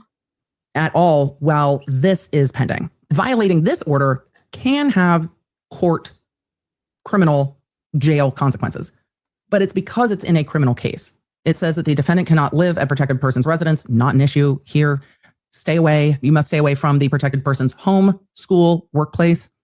You must not go to the residence or premises of the protected person or other protected places without an officer. Law enforcement can remove you or keep you away from. So do not go to the home, workplace, school. They also give the notice, the caveat, that attending a court hearing does not violate the order. Serving documents you file in court on the protected person service may not be in person under any circumstances, must otherwise comply with the rules, must also be civil and non-threatening. So any service or process must go through a generally registered process server. You must stay away from the protected person if you encounter them at another location, not listed in this order. Like if you run into someone at a restaurant, the person who is restrained must leave. Violating this order is a Class A misdemeanor. This can start to become an issue for people if there is any contact. I don't think that's going to be an issue in this case. Now, let's look at the civil protective order, because there is a civil temporary restraining order in connection with a civil lawsuit. Okay, so there's the criminal. Now we go into the civil. You said designed to be born. Shout out to you. Are you a truth teller, love? You are, right? I think you had the truth teller account. Shout out to you. She should be an auctioneer, you said, Vic. I know, right? Okay, thank you for confirming. Thank you, Leticia. Thank you. This is from June 2nd, 2026. The parties in the case are, as we named them earlier, the corporate entity of Bricks and Minifigs, like parent company, well, franchisor company, the two owners, then Josh Johnson, Brendan Best, and then their companies, and Reckless Ben, his company, Brian Mansell, and Victor Nguyen. This is the matter came before the court on the plaintiff's ex parte motion for temporary restraining order. Ex parte means one party only. One party only. And they bring forth the verified pleadings. They said, considering all evidence, it sounds like they had a hearing that can be in person or by Zoom, but that is a hearing breaking down the things that are alleged by mostly here, Josh Johnson, and it seems Eamon McNeff. Plaintiffs are suffering and will continue to suffer immediate and irreparable injury before this action can be fully heard as set forth in the verified complaint and motion. Loss of business, loss of goodwill, loss of existing or future relationships with customers and franchisees, injury to plaintiff and other persons involved unless a TRO is issued, which injuries cannot be adequately compensated with money. And that's one of the things in a TRO when we were dealing with a civil case or a business dispute, is that there is something that will be diminished or harmed if an order is not put in place. So there has to be something that would be diminished beyond just no contact with one another, which is why we are seeing more information in here. Beginning in early 2025 and continuing to date, co-defendants have engaged in a campaign of extortion, harassment, defamation, nuisance, interference, trespassing, stalking, and intimidation targeting plaintiffs. It seems like the court that RICO charge is in there too, right? So this is all in the civil case. Took the proposed order and did not modify it. They say that plaintiffs' threatened injury and damages outweigh any injury or damages to co-defendants. The granting of the motion is not contrary to the public interest between private parties, and the public interest is served when extortion, harassment, defamation, nuisance, interference, trespassing, stalking, intimidation, and other unlawful conduct set forth in the verified complaint is prevented. However, there are some things in here that is, I think, a unlawful restraint on speech, and I think there is room for them to go to court on that before the hearing date. But again, this requires attorneys to be involved. They go on to say that plaintiffs are entitled to the entry of a temporary restraining order and co-defendants, including does 1 through 15. I don't know how you can put a TRO on unnamed doe parties. How is that here? But it all. Now that's interesting, because I thought you had to identify the individuals before you even put a restraining order on them, right? Am I off on that when she says this? Also says their affiliates, co-conspirators, employees, contractors, agents, and representatives, and anyone acting in concert with them directly or indirectly, in person, remotely, or online, are immediately restrained from. I don't think you can restrain. Yeah. Would that be John and Jane Doe's 1 through 15? All of these individuals. I think this is horrifically overbroad, and I think it can be appealed. I think there is room to request an immediate hearing on this, but this is horrifically overbroad. Directly or indirectly is the problem for me. If it's indirectly, how are they working in concert with someone? Making, transmitting, soliciting, encouraging, or facilitating threats. Don't do that. But it's threats against plaintiffs, their franchises, employees, officers, owners, customers, vendors, or family members. You don't even know who those all are. Publishing or encouraging others to publish. Home addresses, personal phone numbers, personal email addresses. Yeah, don't dox people. It includes plaintiffs. Don't dox people. Entering, remaining at, filming, blocking access to, or approaching within a defined distance not less than 1,000 yards, which is a significant distance for a preliminary injunction TRO. From plaintiff stores, offices, warehouses, franchise locations, parking areas. I mean, parking areas connected to those buildings, I would think. Employee homes, franchisee homes, after notice, except through counsel, lawful service of process, or court-approved activity. How do they even know who the employee homes are? Impersonating plaintiffs or law enforcement. Or that could be a lot of different people. So it's like overly broad. Man, oh man, hold up. Let me go. A court officer or a delivery service or a customer or a government entity or any third party to obtain signatures, access statements, or employee information. They are stopped from soliciting plaintiffs' employees. I mean, at least it says soliciting, because if employees reached out organically, don't think that would count in here. However, this is why you need counsel, because people can reach out to lawyers. Soliciting plaintiffs' employees, franchisees, or contractors to act as quote-unquote undercover agents, leak confidential information, record inside stores without authorization, obtain phone numbers or private information, create or participate in staged confrontations, using fabricated, deceptive, or misrepresented contracts, raffles, lotteries, court papers, etc., destroying, deleting, or altering, failing to preserve. That part's normal. But some of this is so insanely overbroad. Creating, posting, publishing, disseminating any false, misleading, harassing, interfering, defamatory, or unlawful images or content. What does that even mean? What does that include? This is a massive problem for me. Maintaining the current publications and any other video, audio, or other form of publication posted on any online streaming platform by co-defendants directly or indirectly. And requiring that the publications of any such or other communications published by co-defendants be immediately removed. I don't think you can do that. I don't think that the court has the authority to do that. And I think that, unfortunately, it is going to take attorneys on behalf of the defendants going into court and appealing this takedown or requested takedown, because these are restraints on speech that you can't do. I don't know how this got signed. And The way they say maintaining current publications makes me think that they think that they're going to be able to make the platforms comply to this, but the platforms don't have to comply with this. No, they don't. The parties do. But the fact that this is signed is insane to me. It is perfectly fine to TRO harassment, harassing phone calls, do not have contact between the parties. There is nothing wrong with a don't delete your shit order. Those are perfectly lawful things. The problem is that all of this is happening online. So how do you even regulate, right? Even if the defendants aren't doing it directly, I mean, this story went viral. So like everything else that's happening, you don't know who you're trying to restrain. You could, like, there could be people acting. They may not always be acting in concert with the defendant. They could just be acting, right? Because they feel very strongly about this viral story. So it's a very gray area for sure to get into. It's also fine to say, like, if you're a company and you have employees, you can't say, well, I'm restrained from harassing phone calls, but you go call this person 9,000 times a day. But when you start to broaden this to anyone who may be directly or indirectly affiliated, that doesn't even make sense. What does indirectly affiliated even mean? It's the randos, right? Hey, person making a comment on insert the name of social media forum. You can't do that. You are now indirectly acting in concert. It is way, way too broad. But someone has to go in and challenge it. And that should be the lawyers. And the way that they say maintaining current publications, again, seems like they are trying to go to platforms and saying, you're maintaining this on your platform. It should be taken down. And they can't do that either. The platforms are not obligated to this. Let's take a look at the statement from the CEO. Even when they have a court order, it's very hard because of what, Section 230? Something to that effect. Like they could, the court order has to be very specific, and they don't. It might be a court order from whatever, but it doesn't always mean that it's going to go through.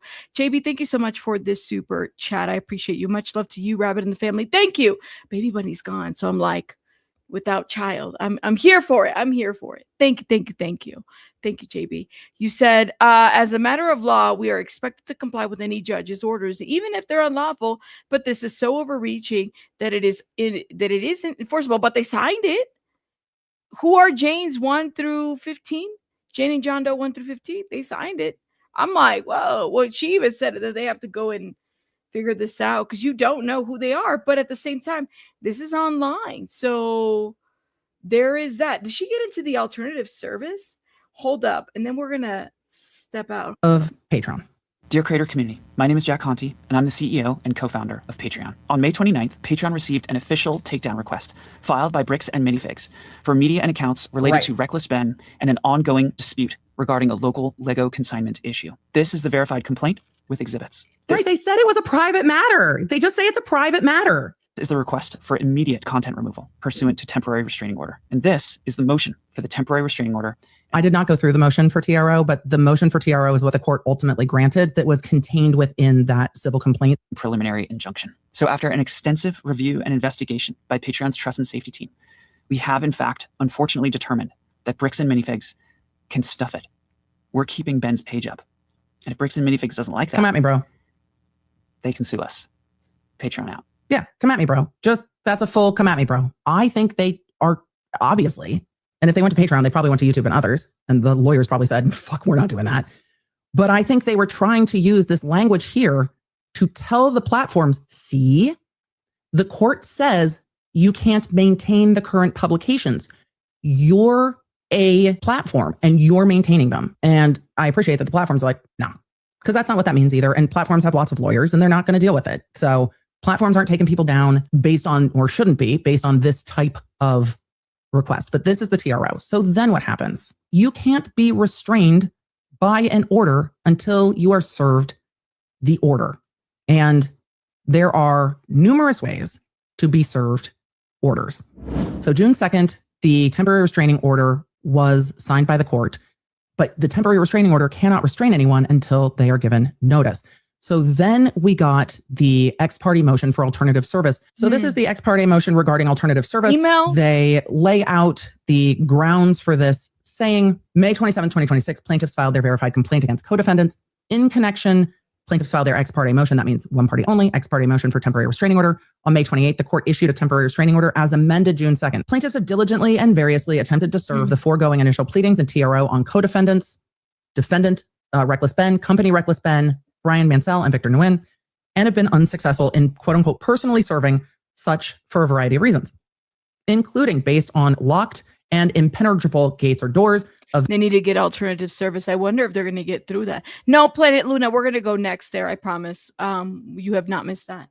But let me hit play. Evasion of service, unanswered contacts, unconfirmed addresses. They say they have tried, but they have found impenetrable gates and doors and evasion of service. It's like people don't want to answer their door. It's just like you didn't want to answer the door. Considering plaintiffs' unsuccessful efforts to serve co-defendants and their acknowledgement of the pleadings and TRO, they are requesting that the court enter an order finding plaintiffs' service efforts regarding co-defendants to date, respecting the initial pleadings and TRO via posting, email, registered mail, etc., as further detailed herein, have been and are sufficient. I mean, get them served by mail or email to constitute valid service. You have to try to serve them personally. Finding plaintiffs' future service to the extent necessary of pleadings and orders may be made on, or even publication. Do they still do that in some states? Like publication by like, if you post it on like the newspaper or something? The Schneider defendants at Mansell by posting U.S. mail, FedEx, or by email to their last known email address or mailing address or registered agent address, and to Victor Nguyen by posting U.S. mail, FedEx, and or email the last known address. By posting, they're talking about putting in publications. And there are times that you can serve someone by putting it in a publication. There you go. Not an email, not mailed to an address, by publications. There are then 7 attempts between May 29th and June 4th, and conversations with counsel and a confirmation of the email address makes service by email reasonable in the given situation. Plaintiffs have demonstrated past and ongoing attempts at traditional service has been unproductive. Plaintiffs request the court enter an order allowing service by email or alternate means. The court did enter a order allowing service by email. Given everything that they attempted and the fact that they confirmed the email address and the fact that there is knowledge of the lawsuit, it does not surprise me at all that the court allowed for alternative service by email. That is a proper means of service, but it's not as if they tried once and were like, oh, let's go to email. They outlined the attempts at service. I think any court would find those to be sufficient attempts at service. There are numerous and varied attempts at service, and then that was granted, which means the individuals have been served. But because it took so long, the court changed the date on the hearing. Reckless Ben Schneider, Reckless Ben YouTuber, is facing 2 criminal cases, both misdemeanor cases in Utah, and is facing a fairly overbroad restraint on speech, requesting that videos be taken down. I do not agree with the positioning of that in Ben's latest video from yesterday, saying that if he does anything, he immediately loses the lawsuit. That's not true. If he does anything, he immediately goes to jail. That's not true. However, with regard to the criminal case and Josh Johnson, there is also a criminal restraining order. So if he contacted Josh Johnson or spoke about him, he could actually have a violation of criminal restraining order, which could ultimately land there. But he framed it as a do not pass go, immediately end up here. That's not how this process is working. I'm sure his lawyer will explain it to him, but in the way he explained it to his audience, it's not quite that. That doesn't make this temporary restraining order okay. The TRO has some parts of it that are legitimate and what you would expect to be in any other temporary restraining order in a business type of a lawsuit. Wow. Some of it is incredibly, incredibly overbroad and I think inappropriate. And I do not think it can legally stand. So does he have representation now? Did he confirm? Did Reckless Ben confirm that he's officially being represented by somebody? Somebody's representing him now? Do we know? Because I haven't heard an update anymore from his end, at least his side of things. I don't know. I haven't heard anything, but I could be completely off or wrong. I mean, I'm not all the way 1,000 there with that situation. Thoughts, opinion? Let me know. Hold up. See if I could pull this. Here we go. You said, I just haven't heard anything. I don't know if he's like if there has been anything that he said to his audience about there being a lawyer involved. I don't know. Maybe he's kind of holding it out, or he will say something at some point publicly. Maybe. I don't know. All right. So we're gonna move on because there is a lawsuit that I want us to review that I was really.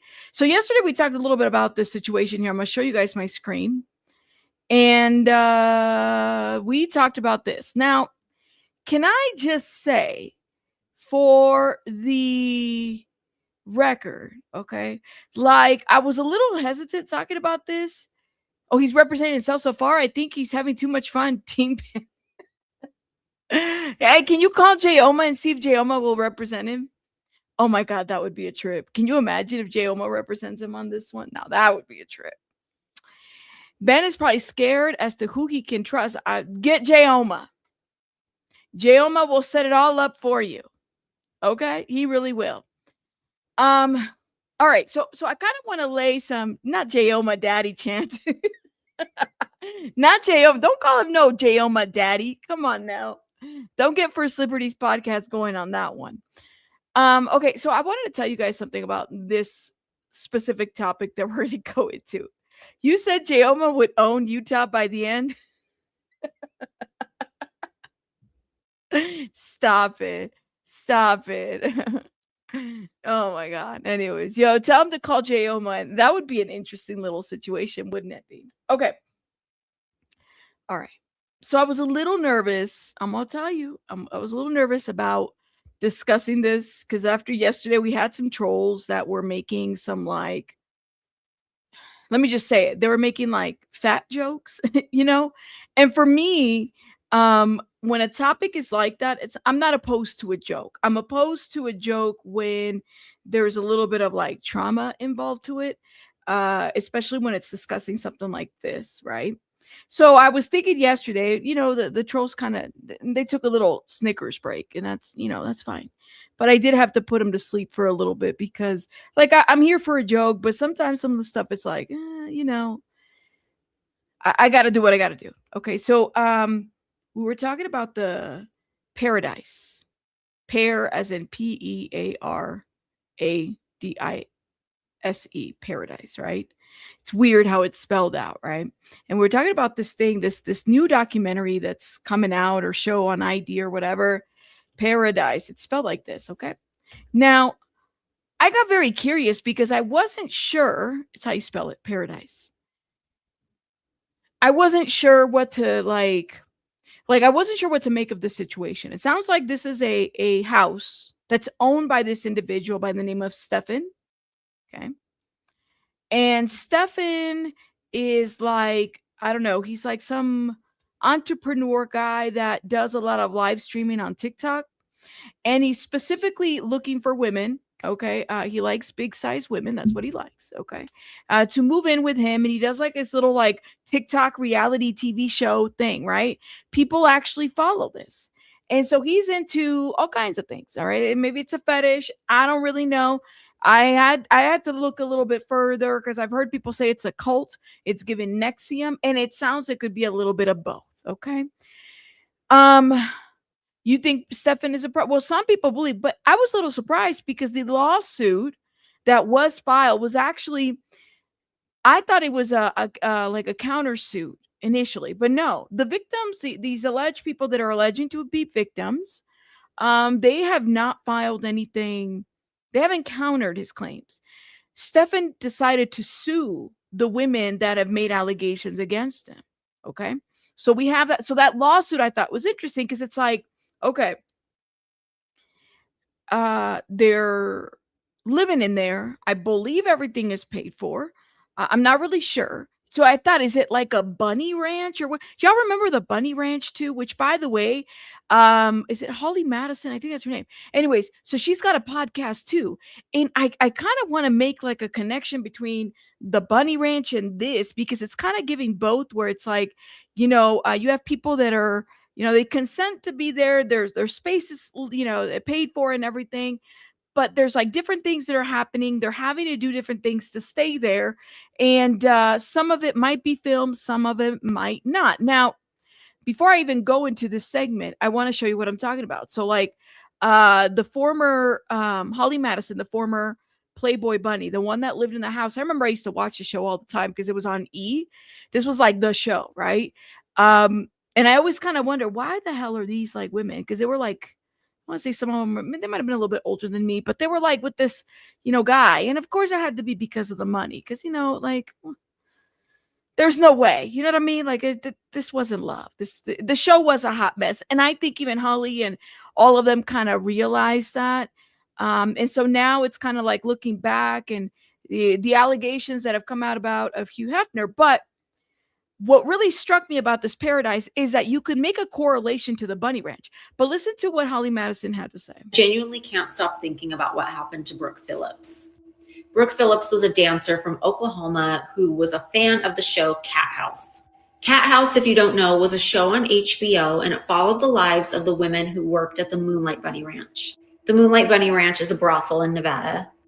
While Brooke was working at the Moonlight Bunny Ranch, she became pregnant. Later, the owner of the Moonlight Bunny Ranch would claim the child was his, but a lot of people think he was just attention seeking. He would show up at the courthouse after Brooke was later found deceased and try to get all this attention for himself, promote his book. A lot of people thought that was in really bad taste. But Brooke decided to leave the Bunny Ranch and go back home to Oklahoma. Not long after returning to Oklahoma, Brooke was found deceased inside a burned down home with 3 other people. You can find out what happened on Legally Blonde tonight on ID. After tonight, you can find it streaming on HBO Max. So, yeah, I thought that was crazy. So I'm like, well, this is kind of giving me that. It's giving me Bunny Ranch vibes. So for those that missed the preview, I'm going to play it here. Make sure you guys are hitting the like button so that way we don't get censored or anything like that. Let's go. Back in '99, my parents took my brother and I for a 5-week round trip across the US, including Disney World in Florida. And all of a sudden, in the aquarium section, there was this super-sized girl just walking around. I was obviously way too shy to talk to her. Had my parents in tow, so I would never. But it was a wake-up moment. It was like, okay, this is what I want. Paradise on 3. 1, 2, 3, Paradise! Like, how do you want to do it? Take your dress off. Take it off! Look at the people that are at the house right now. It doesn't get any more beautiful than these girls. So this guy is paying for it all of it, all right? He's got the house, he's got everything. So I said, this is totally giving Bunny Ranch. You know what I mean? Like totally giving Bunny Ranch. I said, this guy's having like, he's living out his thing, just like that other guy, right? I think he still owns the Bunny Ranch. I could be wrong. But this is like, I think that he likes, girls that are big. I mean, that's his thing, right? So then it kind of made me wonder, all right, so then are these girls being victimized there? What's happening? Like, what is going on? Yeah, let's keep going. Yeah, strut! This right here is a message of paradise. You're afraid of the judgment. You feel like, I'm fat, I'm gonna die alone. But it's never the truth. I'm fat, but I'm not ugly. 5 years ago, there's no way I would have been able to do that. My whole intention with Paradise was always just to bring positivity. I can confidently say the effect that it has had on so many people is priceless. So he wants to make, women that are a big size feel better about themselves. And he's doing it about this way, right? That's how it's being portrayed. But then let's bring up a couple of pages. We have this lawsuit, okay? And this lawsuit, I initially thought that this lawsuit was filed by like the victims or something. But that's not the case, okay? This lawsuit, just to give you a quick little overview about it. Where are my notes? Okay. So Stefan is the plaintiff, and he is suing Kimberly Ann House and like a bunch of other people there, right? And this is out of Nevada.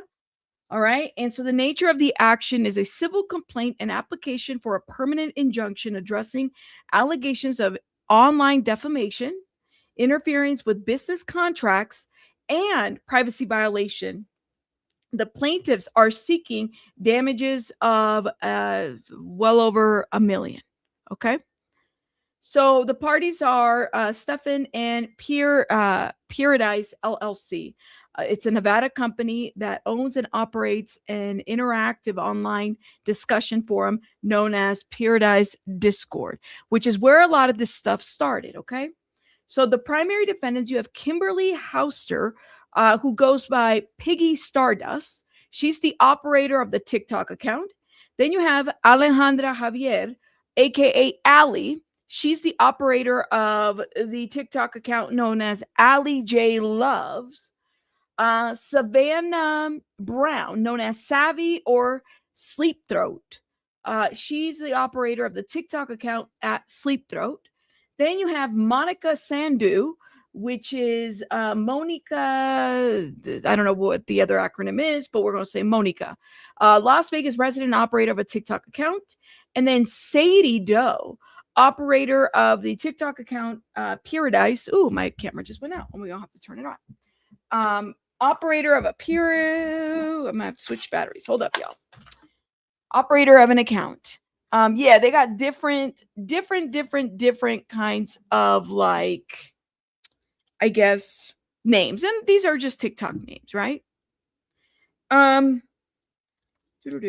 So I'm like, okay, so here's this guy, right? Coming out of nowhere. He wants to make women feel good, especially big women. You know, that's kind of where he's telling the story. But my thing is that isn't that how a lot of these people start? Like the NXIVM people, wanting people to, you know, feel better about themselves, or something about the positivity, self-improvement, you know, connecting with whatever. Gosh, remember that one horrible case where all those people died in that tent? I forgot that guy's name. I don't know if he passed away already, but there was a guy who was like wanting to make sure that, you know, anyways, you said it feels wrong. Yeah, it definitely gives something else, right? Like it's giving something else. Definitely. I would agree with you. Okay. Sorry. I'm back. Hopefully y'all can see me. Okay. All right. The battery got kind of hot. Let me charge this for later. So, and shout out to Sylvia who donated these batteries for us. Thank you, Sylvia. Okay. So where is my window? This lawsuit, Stefan is the one that filed it, right? And he basically is saying, you know, that he's a victim of some of the stuff that's happening online, the online defamation. And let me tell you, I don't know if he is or if he isn't. He could very well be. I don't know what the contracts look like. We don't know what these agreements look like, right? We have to be able to kind of take in what's being put out, right? I haven't seen the documentary. I'd like to see it and see kind of what comes out of that. There hasn't been any counter lawsuits, so you have to wonder. But yeah, you have false light, invasion of privacy, and you have intentional interference with prospective economic advantage, intentional interference with contractual relations, aiding and abetting conspiracy, and declaratory judgment. All right, so we've talked about the parties, who they are, and that's their stuff there. Okay. Let's see, what else? Okay. Upon information and belief, defendants have published false and defamatory content on the internet about plaintiff, as specifically described herein. Upon information and belief, defendant Monica lives in Las Vegas. We talked about that. Okay. And Kimberly and Sadie directed their defamatory online content towards plaintiff's Discord and its community headquarters in Las Vegas. Okay. Let's see if we can go back. And then he also added Doe's individuals 1 through X. Row business 1 through X. Okay. So here are the facts. Plaintiff realleges and incorporate by reference all the allegations contained within the paragraphs above and below as though fully set forth in here. Plaintiff Stefan is the founder of PEARADISE and PEARADISE Discord community, an online group which is an anti-body shaming and anti-body bullying for women and men who are overweight. Now, he says this is for women and men. Are the victims all women, or are they all men, or are they both? I haven't seen a man. And all these documentaries, it's just women. You said what's interesting here is that the defendants never appealed. The anti-slap rules carries a free appeal for the losers of the motion. Yeah, so I'm wondering about this too. So I didn't see any men, but it sounds like the group is open for both women and men. Okay. Furthermore, it says, so it's an anti-body shaming and anti-bullying community for men and women who are overweight. Big Beautiful Women, aka BBW, provides a safe, friendly atmosphere online and in person where people of all genders, races, and sizes can feel comfortable with their bodies and explore common interests.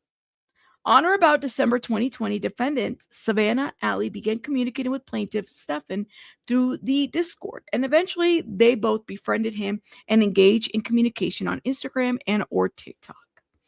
Defendant Savannah and Alley both decided that they wanted to meet Stephan at his home in Las Vegas from April 8th, 2021 through April 19th, 2021. When Alley left, and through April 20th, 2021, when Savannah left, collectively, The Visit, as part of their desire to engage in the BBW community. Okay. Leading up to The Visit, there was a lot of flirting and actual exchange, actual charge text between Stephan and the defendants. Stephan and defendant Alley had been engaging in actual charge texts since February of 2021. Stephan and defendant Savannah had been engaging in actual charge texts since March of 2021. Thereafter, defendants Alley and Savannah visited Stephan and stayed with him at his 5-bedroom home in Las Vegas, Nevada, The Visit.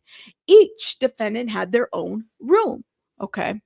So they came over, I guess, to visit, right? Stephan had met defendant Alley once before The Visit and had hugged and kissed him at that time. Based on the text message, conduct leading up to the visit, and conduct during the visit, Alley and Savannah implied consent to Stephan touching them. Additionally, Stephan had reason to believe that both defendants, Alley and Savannah, were interested in pursuing a physical relationship, or at the very least interested in physical contact with plaintiff. Okay. All right. But we have to remember, consent is like what? It could end at any time, right? It's kind of like that Katy Perry song. Like, you could be hot and cold, but when it's consent, it's like, you're not going to be, hot all the time, if that makes sense. You're able to consent whether you want to keep going further or not. Just a thought. For example, on at least one occasion during the visit, the defendants were without clothes with Stephan and other individuals in his hot tub at his home. During the visit on April 9, 2021, Stephan touched defendant Alley briefly on her stomach over her shirt when she was laying down on his sofa, with no reaction one way or the other by Alley. This encounter is documented and preserved on plaintiff's surveillance camera system. Oh, so he was filming them? Did they consent to be filmed in the home? Because he's got cameras all over. Now, was he already doing the show then? Was he already filming people?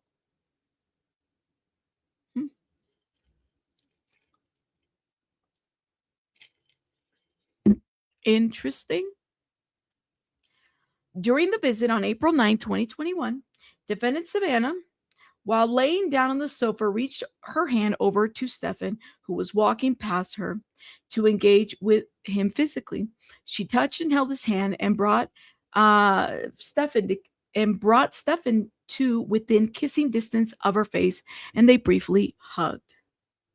Stephan then removed a TV remote from behind Savannah's back, and then Stephan gently and playfully tapped her buttocks twice, with no reaction one way or another by Savannah. This encounter is also documented and preserved on plaintiff's surveillance camera system. Okay. During the visit, there was only 2 incidents where Stephan touched Savannah. It was only after the second touch that Savannah requested Stephan no longer touch her, and Stephan complied with that request. At no point during the entire visit did either Ali or Savannah accuse Stefan of non-consensual touching or SA. Instead, continue to stay within Stefan in his home for no less than 10 days more. Why don't they put an exact date if he has surveillance of how long? I mean, he's got surveillance for everything else. Why doesn't he have a date for here? In fact, 9 days after Savannah left Las Vegas, she started in a group chat that she stated in a group chat that she had a dream wherein she, Stefan, and 3 other girls had S together, and that basically it was an origami. Weeks after the visit, however, instead of resolving any purported issues directly with Stefan, both Ali and Savannah took to TikTok in order to accuse Stefan of SA. Defendant Savannah and Ali then conspired with another BBW community member, defendant Kimberly, to damage plaintiff's online reputation. On or about May 26, 2026 or 27, 2021, defendant Ali published false and defamatory statements about plaintiffs on her TikTok account, affirming Kimberly's false accusations of SA. Ali stated that Kimberly's false and defamatory statements were true, and that Stefan had no consent over any part of my body, and even my belly fat. Ali specifically pointed out to the duet-style TikTok post here within, okay, Kimberly, aka Piggy, states that Stefan, you know how SA people. On or about May 28, 2021, defendant Savannah posts a trigger warning video on TikTok of text messages with third party. Although no names were mentioned, she asked if there was consent to someone with no additional context provided. Okay. On or about May 28, 2021, defendant Savannah posted the following false statements on TikTok as part of a series of a post. Me exposing a predator. Post, seeing all my assaulters fans coming to my page. Video about defendant Savannah's alleged SA experience, part 1. Well, let me see if we can actually, I wonder if we can see if we can see that video. Let's go to TikTok real quick. And I think her name, was it Savannah?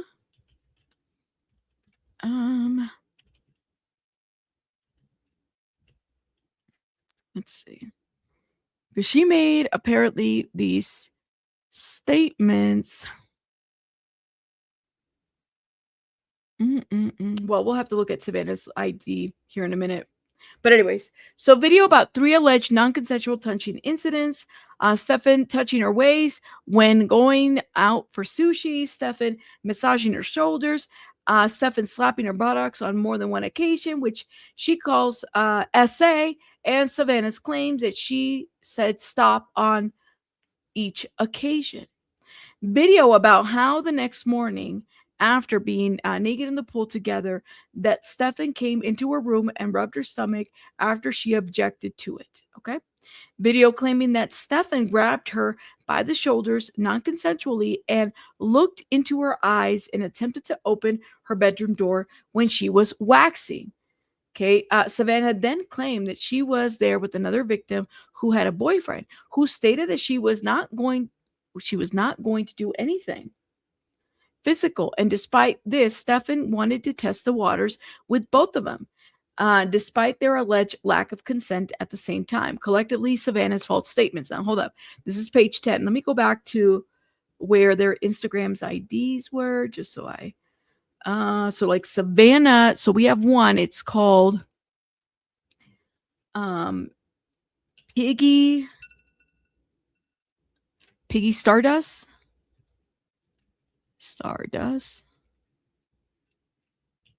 Girl.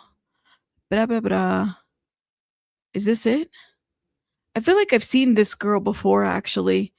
Have I seen her before?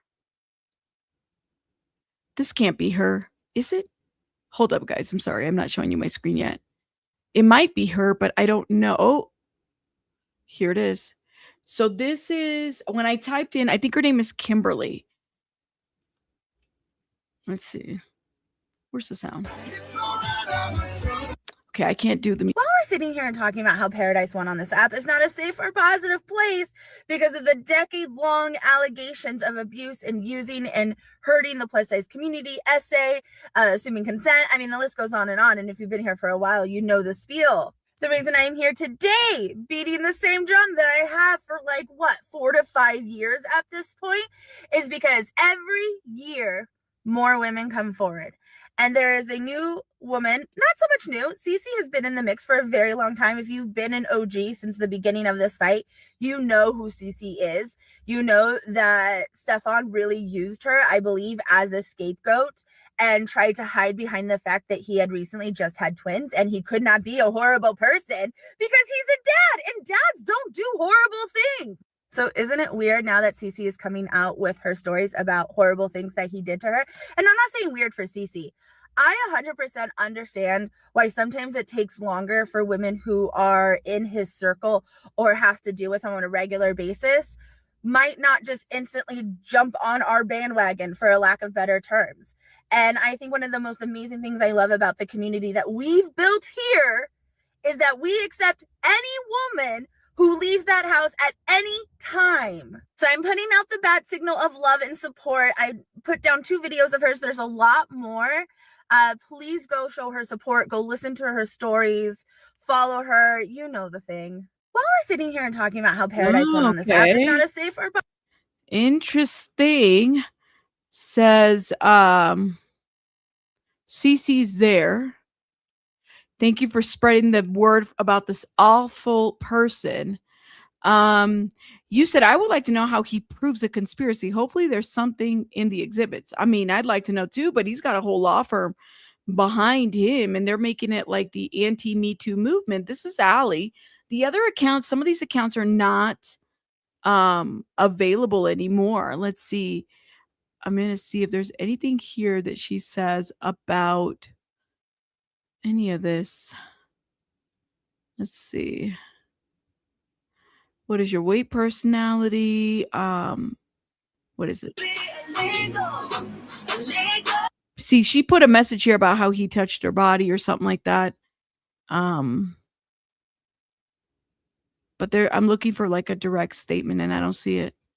This is another account, this Sleep Throat one, and I tried to type it on the URL and it brought me to a lot of other websites I didn't want to see. I heard you coming. So I don't think I could I don't think I'll be able to find that one. I'm not even going to try.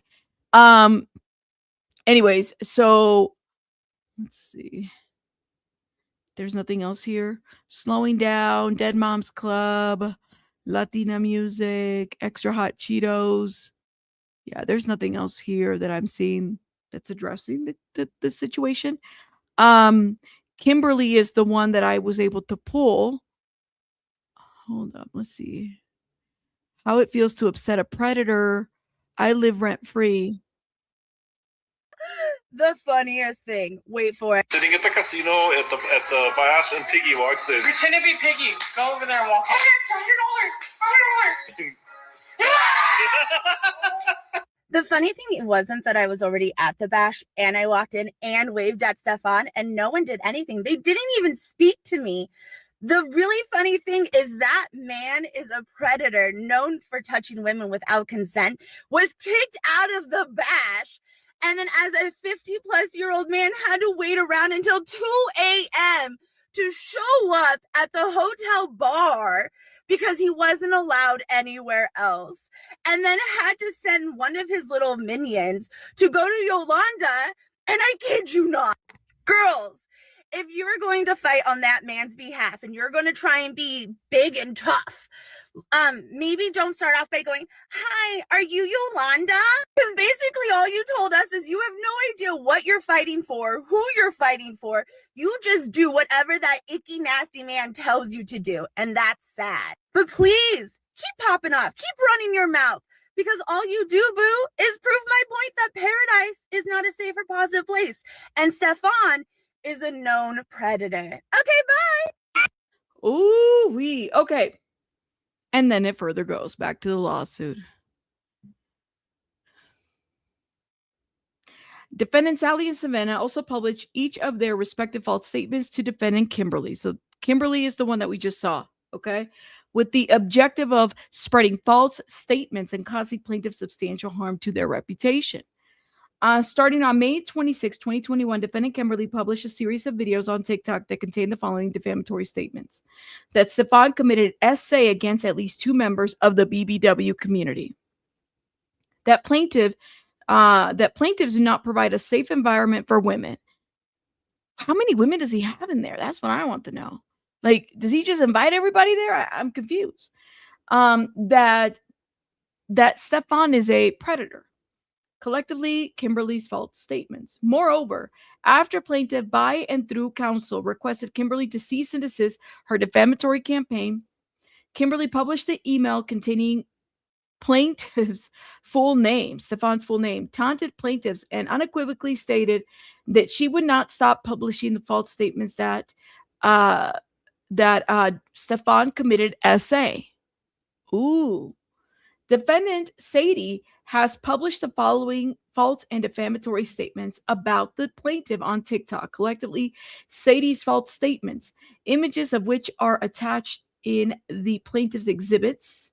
So there's exhibits here. So Stefan, SA'd 2 girls, and all these sheeps are standing up for him.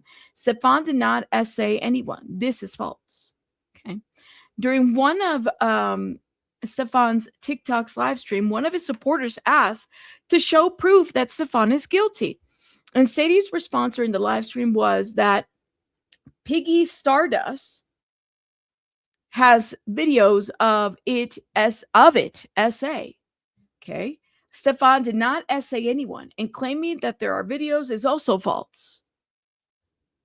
During another TikTok live stream, Stefan was defending his reputation against the false allegations, and Sadie published the following statement.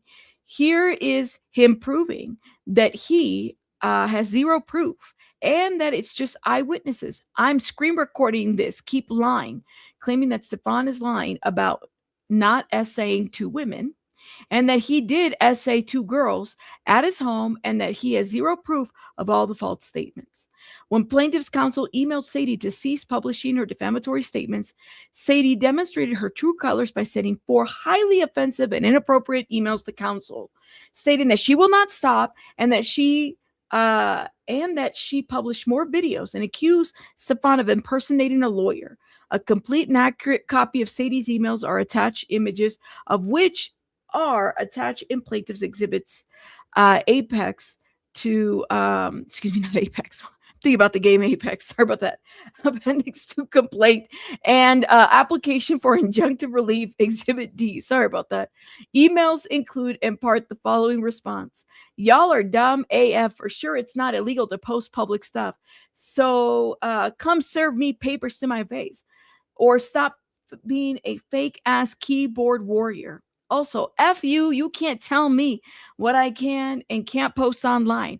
Laughing my ass off. It's all true. It's literally his face in the video saying he does shit. I know I said, I'm thinking about the video game. My mind went like short circuit. So stop telling these girls to stop lying, because in reality, your shitty ass job ain't gonna stop prove, mother effer. Contact me again and you'll hear from my lawyer, who isn't a cheap ass, shitty public defender type. So good luck. That's what she said in the email. Sadie also stated that her mother is the president of the Bentonville home office for Walmart. You make shitty car parts. Also, my dad is a real lawyer, not some made up shit. Monica has also published the following defamatory statements. So it's more than one person about Stefan and the TikTok. That the allegations of SA are not allegations because they are true, and that there are texts and screenshots and videos to prove it happened. This is false. Well, is there a police report? Monica has also published the private contact information of the producer for the reality TV show that Stefan has agreed with, that has an agreement with the intent that other defendants interfere with said agreement. Each defendant's respective false statements above are collectively referred to as the false statements. The accusations that Stefan committed SA and that the PEARADISE is therefore unsafe and is predatory are false and defamatory, and is defamation per se under Nevada law. Under Nevada law, the applicable law where the alleged incident occurred, SA, requires actual penetration, and no such penetration ever occurred with any other defendants ever. Okay, defendants have also attempted to intentionally interfere with a pending deal that plaintiff Stefan had with producers for a reality TV show. The deal.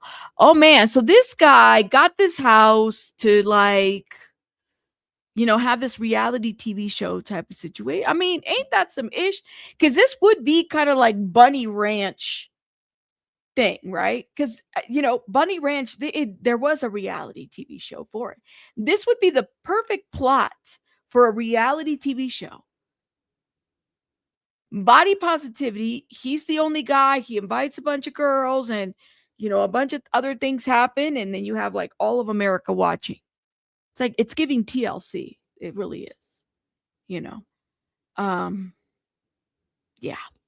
You said, I guess someone thought they were the Hugh Hefner or something, right? Soul Power. It's giving. They thought they were the Hugh Hefner of the situation. That's for sure. Plaintiff has signed a preliminary agreement for a deal. So he did sign a preliminary agreement for a deal. That's not a lie. April 21st, 2021, plaintiff Stefan signed a talent agreement to be considered for a participation in a television docuseries, the program. I'm telling you, this is probably TLC. The agreement states that the program is intended for an initial exhibition by a U.S. television network, such as TLC. Oh my God. Tell me why it's at TLC. I think it's TLC. TLC was supposed to do this show. Shitty ass television show. I mean, you got the Duggars. They will. Yeah. Why is this? This does not surprise me whatsoever. I cannot believe that they put that in there. Anyways, so defendants have discussed plaintiff's deal and have encouraged others to try and cancel the program to interfere with plaintiff's deal and to let the producers know, if we need to, that he's lying about his relationship and family for the show. The statements also included the producer's name, businesses, so others can contact the producer and interfere with plaintiff's deal. As a result of the defendant's defamation, plaintiff suffers significant reputational harm and embarrassment, including but not limited to having lost members with the PEARADISE Discord community. It had to be TLC, man. Come on now. I was like, I didn't know it was going to say TLC, but it's giving TLC. TLC is the network that would go for a show like this. Exactly. Follow the money. Follow the money. Humiliating inquiries from members of the BBW community and has had people inquire specifically about the accusations made by defendant that have ruined plaintiff's reputation. Prove that his reputation has been ruined. I don't know. Sleazeball. What are you, anyways. Stefan has significantly limited his engagement on social media since the allegations were made and lost his gifts, donations on TikTok from not performing live on TikTok, and has distanced himself from the BBW community since the allegations were made. Many of Stefan's 170,000 followers on TikTok have been asking about the false statements made by the defendant. I'm going to see what we can find. If he has this TikTok thing, we can totally look at it. Stefan has been responding to them one by one, informing them that the allegations are simply untrue. But Stefan has had a difficult time doing so, given the sensitivity of the Me Too movement. Okay. The Me Too movement isn't, look, it's not what it was when it first started. Maybe I'm like, am I the only one that feels like that it's not what it was? And what I mean by that, there have been a couple of bad apples that have come to the movement and have completely ruined the movement. So personally, I don't think that it's like, I don't know. I don't think that there is this like thing where, he's going to be, I don't know. It's not what it is anymore.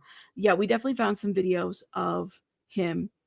So difficult time doing so, given the sensitivity of the Me Too movement, general concerns with essay not being taken serious. You said, first somebody says, under defamation per se, he doesn't have to prove he was harmed. That's right. However, the defendants can prove he wasn't harmed and still get this dismissed. Ooh. Would that be the only defensive, like, would that be the only way to fight against defamation per se? Like, they would have to prove that they haven't been harmed under defamation per se? Because what if he had to do things to protect himself? I don't know. You said I was always an opponent of the Me Too movement. Anything message presumes guilt is not a message swear. I'm on the fence because I feel like that at some point it was doing what it was supposed to do, but there have been people that have taken advantage of it. And we've talked about this a lot, right? Where maybe it's my experience. I don't think that what's the word? Personally, you have to be able to vet all sides of a story because there have been men and women both that have been victimized by the movement in itself. You have to be careful. And it does piss me off that many people have taken advantage of it, where it's like you're questioning everything at this point. But I'm on the fence on it too. Okay. That being said, though, so one count of defamation per se against all defendants. Plaintiff realleges the incorporated reference. All the allegations contained within the paragraphs above and below are fully set forth herein. Okay. So, I mean, this is just one count, $1 million application for permanent injunction against all defendants. That's going to be kind of hard to get.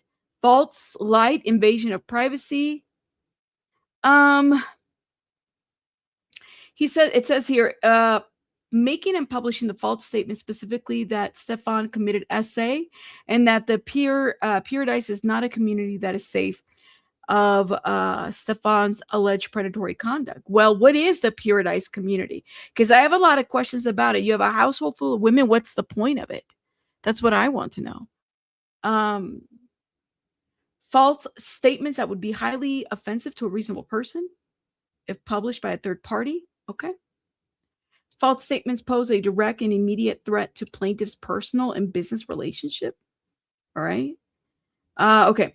Anyways, then there's this count, the intentional interference with prospective economic advantage on all defendants. Okay. And then intentional interference with contractual relationships. Did they have a contract with these people, with the defendants? That's the question that I had. So, so here it's like Stefan had valid and existing contracts with television producers to be considered for a lucrative reality TV show. So he lost this. That's what he's saying because of these allegations. Interesting. But did he have contracts with the defendants? Aiding and abetting. Okay. Basically when they were publishing statements together. Okay, what else? Conspiracy. Okay. Against all defendants. All right. And I think they actually attached the exhibits. Hold up.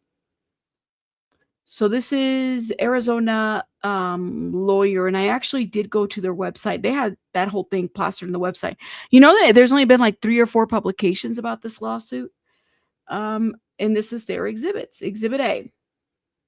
Ooh, can I like zoom out? Hold up, y'all. Oh shit. I didn't want to zoom out too much. So this is Savannah, and I think I saw her in that video interview. You didn't see the makeup look the other day. Wow, you just made my heart jump a bit. But did it make you feel a little better? Yes, thank you. That's all I wanted. Savannah, I am so corny. I keep watching that video of Cass and wishing I was there. Oh, Savvy, me too. Allie, Cass, and I being naughty in a Narnia.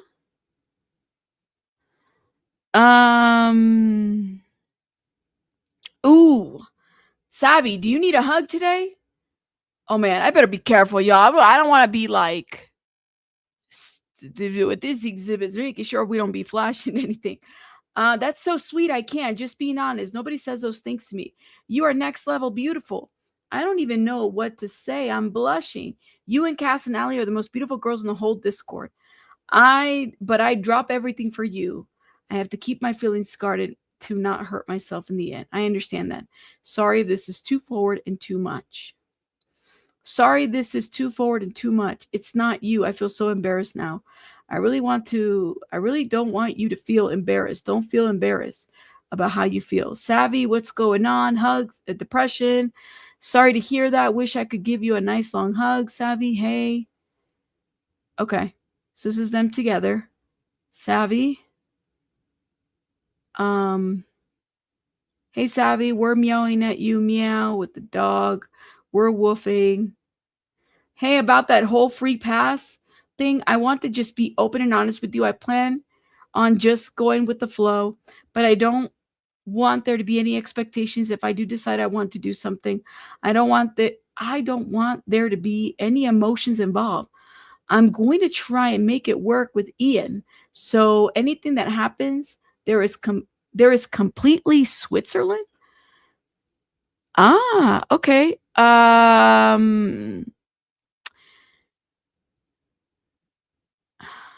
Oh, no, I know. LOL, no worries. Never any expectations here. Hey, remember me? Who is this? You sexy biatches. Who's this? Okay, here's another one. TTZ. Alejandra. You're so handsome. I'm liking the new hair color. The red is fun. I bet. I'm glad we're having fun with your colors. Yes. I said before, I'm starting this new year with a whole new energy. So when are you coming to Vegas? Yes. I know, but every time I see you, I'm like, has he texted me? LOL. You guys can totally stay here when you come to Vegas. Sounds like I won't have any alone time with you when you come to Vegas. I know, sad day, but I mean, I'm willing to take a second trip later. And thank you. I'll let Savvy know. Or come a few days early. Can you not hear us? LOL, I can. Hey, handsome, just want to send you a message, a text to let you know how much I truly appreciate your beautiful heart. I pray you have a wonderful night. Oh, Allie, thank you. I did sleep okay. I'm glad you slept okay. I wish I could shower with you. Are you going to Alley Jack? Are we going to Alley Jack you on Friday? Lord have mercy, I read that wrong. I hope so. I'm off work until tomorrow because of COVID. Oh my God, this was during COVID. We're talking to you. Ha ha ha. Hey, hey, hey. We're literally a threat to show the girls. We're literally threatened to show the girls just to get your attention. I have to be careful how I read these words.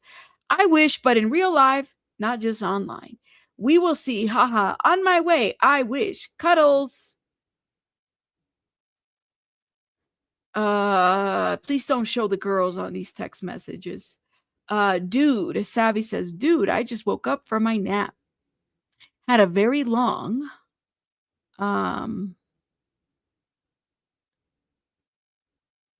dude, I just woke up from my nap. Had a very hot dream. Ooh, Stefan, Malia, Ashley, Cass, and I effed, bro.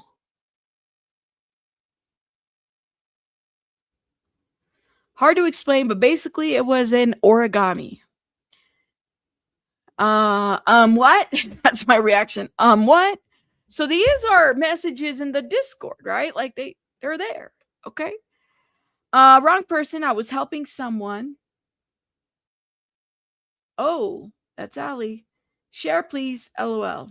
Exhibit C. Oh, Lord, I'm scared. Their allegations aren't even essay. You prove that he is guilty. He essayed 2 girls, and these sheep are standing up for him. Gross. This is Sadie Marie Paisley. Okay, so for those, I'm new to this. For those that have been keeping up with this situation, can you tell me in the chat, what do you guys think of those messages? I mean, that all of that could have been very much consensual conversation.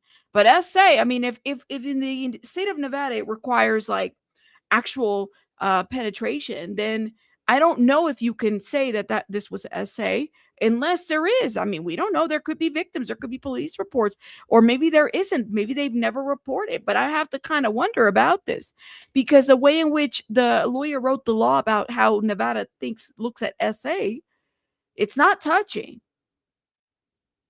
The assault isn't like it's actual, the physical act. Rainbow hair. And the music is awesome. So Sadie said that Piggy has the video. Somebody has a video of the essay, apparently. Okay. Sadie's account is gone. I'm looking for Sadie and I don't see it anymore. Okay, so Sadie is like, I'm deleting my account. If he had a lawyer, he wouldn't be talking like this, someone said. I'm screen recording this. LOL, keep lying, says Sadie. Exhibit D. So here's the demand letter. Okay. Sadie, this is Sadie's email and says, just so you know, Stefan, I posted more and then private. It's so you can have your minions reported. Sucks to suck, dude. Don't post shit online that you don't want people to see. It says, I really hope you get deported back to Germany. You go essay those women and leave my American women alone. Lord have mercy. You said it's textual assault. Or is that a thing? Well, yeah, there is a thing as, sexual assault. I just never heard anybody call it that. But the Sadie girl said you go essay women in Germany. Come on now. Sadie, come on now. Don't say that. I'm sure that's not what she meant, but that don't look good. I hope you are taken to court. They will rule you guilty. You're not the only one with money, stupid. You have one house. Try having three. My mom is the president of the Benneville home office for Walmart. You make shitty car parts. Also, my dad is a lawyer, a real lawyer, not some made up shit. How old is Sadie? I even asked him, do my lawyers email you to threaten you? No, because it's a felony to impersonate a lawyer. Go to hell, you nasty. See you next Tuesday. Also, F you. You can't tell me what I can and can't post online, she says. LMFAO, it's all true. It's literally his face in the video saying he does shit. So stop telling these girls to stop lying, because in reality, your shitty ass job ain't gonna stop. Ain't gonna stop. Proof mother effer. Contact me again and you will hear from my lawyer, who isn't a cheap ass shitty public defender type. So good luck, it says. And go to hell. See you next Tuesday. I reactivated my account. Go eat poo. Also, I will be calling the Las Vegas police for these false lawyers, which is illegal. Y'all are dumb for AF for sure. It's not illegal to post public stuff. So come serve me papers to my face or stop being fake ass keyboard warrior. Something tells me that this girl actually doesn't have a lawyer, but she deleted her stuff. Her stuff's not available unless she's in another account, because she's really running mouth in this email. I'm not scared of your fake ass lawyers. Don't fear, because I delete the account. Here it is. But don't fear, because I deleted the account, not because you wanted me to buy, because I'm going to remake it bigger and better. Come get me, dumbass. Yeah, this is this is a real lawyer email right there. That's the lawyer that signed the lawsuit, because I noticed the signature. I'm demanding on behalf of our client who operates a TikTok, BBW PEARADISE, that you immediately stop publishing false defamatory information about him and shut down your TikTok account. Okay, so they call the TikTok account. Did he actually? Let me see if I can find this. TikTok account is PEARADISE IST Toxic AF. Oh yeah, that account is gone. I don't see it anymore.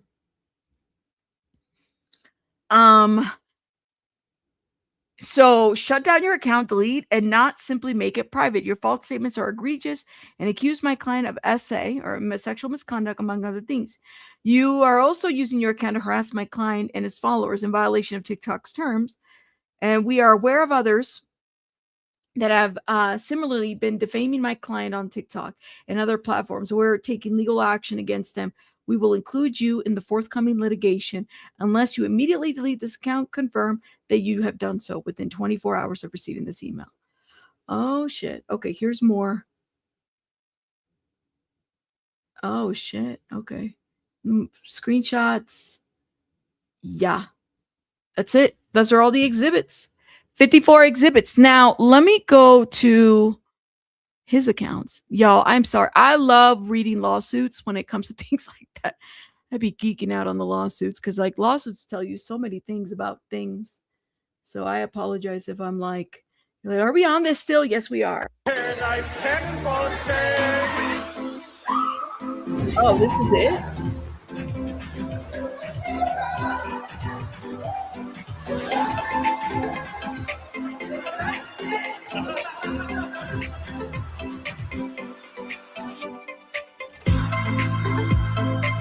So there is guys in there. That's one guy I saw there. I mean, yeah, I'm just saying. I just want a bitch that I can chase around the house. See, I got to be careful. I don't know. Is this the PEARADISE? PEARADISE. Is this it?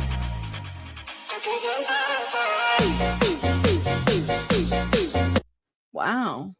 Vintage pink PEARADISE. These are all houses. Scare cam.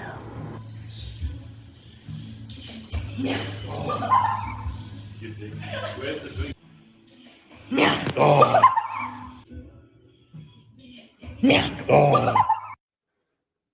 Oh. Oh, cutie's high. What? Whoa. I've been a stranger and never you cry. So can somebody tell me, look, I mean, from a guy's perspective, if All right, guys, are you ready for this? We got a little less than an hour left before our documentary drops on HBO Max. this is a day ago. Okay, from a guy's perspective, I mean, I don't know. Like, is this? I don't know what to make of this. You think he's disgusting, Miss Dizzle? I mean, is he living out his dreams? Is he any different than the Bunny Ranch? I just think it's the same thing, right? Only here, like, I mean, if these women, if there's been somebody who's been essayed, I want to hear who. We don't even know who. That's the thing. Do we have like an actual report? Because like I hear what everybody's saying, but at the same time, it's like, where's the victims? Or it sounds like it's two people, and there's film of him essaying somebody. Like, we got to be sure that this is legit, or is this just some no different than the creep and the Bunny Ranch? Like, is it the same thing? And this guy just wants to make, television shows. So this is kind of where he's at. That's the question that I have. I don't know what to make of it. The text messages, the messages there showed that, they were, I don't know. Yeah, like whatever floats your boat. That's what I'm saying. It could be the Bunny Ranch. It could be whatever it may be. Hell, there's people out there that have foot fetishes or whatever it may be. I don't understand the purpose of this. My concern is that, there's that, If there's a video, where's the investigation? That's what I want to know. I'm going to have to watch the documentary. I am. So apparently it dropped already. I do have HBO. So I'll probably have to watch. But I'll see about that because that is a huge allegation, though, I will say, to say that there's a video of him essaying two girls. If this guy is filming everywhere and somebody else was filming him doing this, it needs to be reported because clearly that's not consent, right? There's a crime there. So anyways, well, I'm going to let you guys go. Y'all have a beautiful Friday because, oh my God, I've been live for a while. And first of all, thank you so much for everybody that supported by hitting the like button and all the super chats. I really appreciate it. But let me know what you guys think in the comments. I'm new to this thing right here. I don't know too much about it. But if you are a watcher or if you're a participant of this community, hit me up. I'd like to understand and know a little bit more of what people are getting themselves into, or not, if they're being coerced to something. Maybe this is NXIVM level. I don't know. You never know. All right, guys, have a good one. I'll see you guys on the next one. Bye, guys. Bye-bye.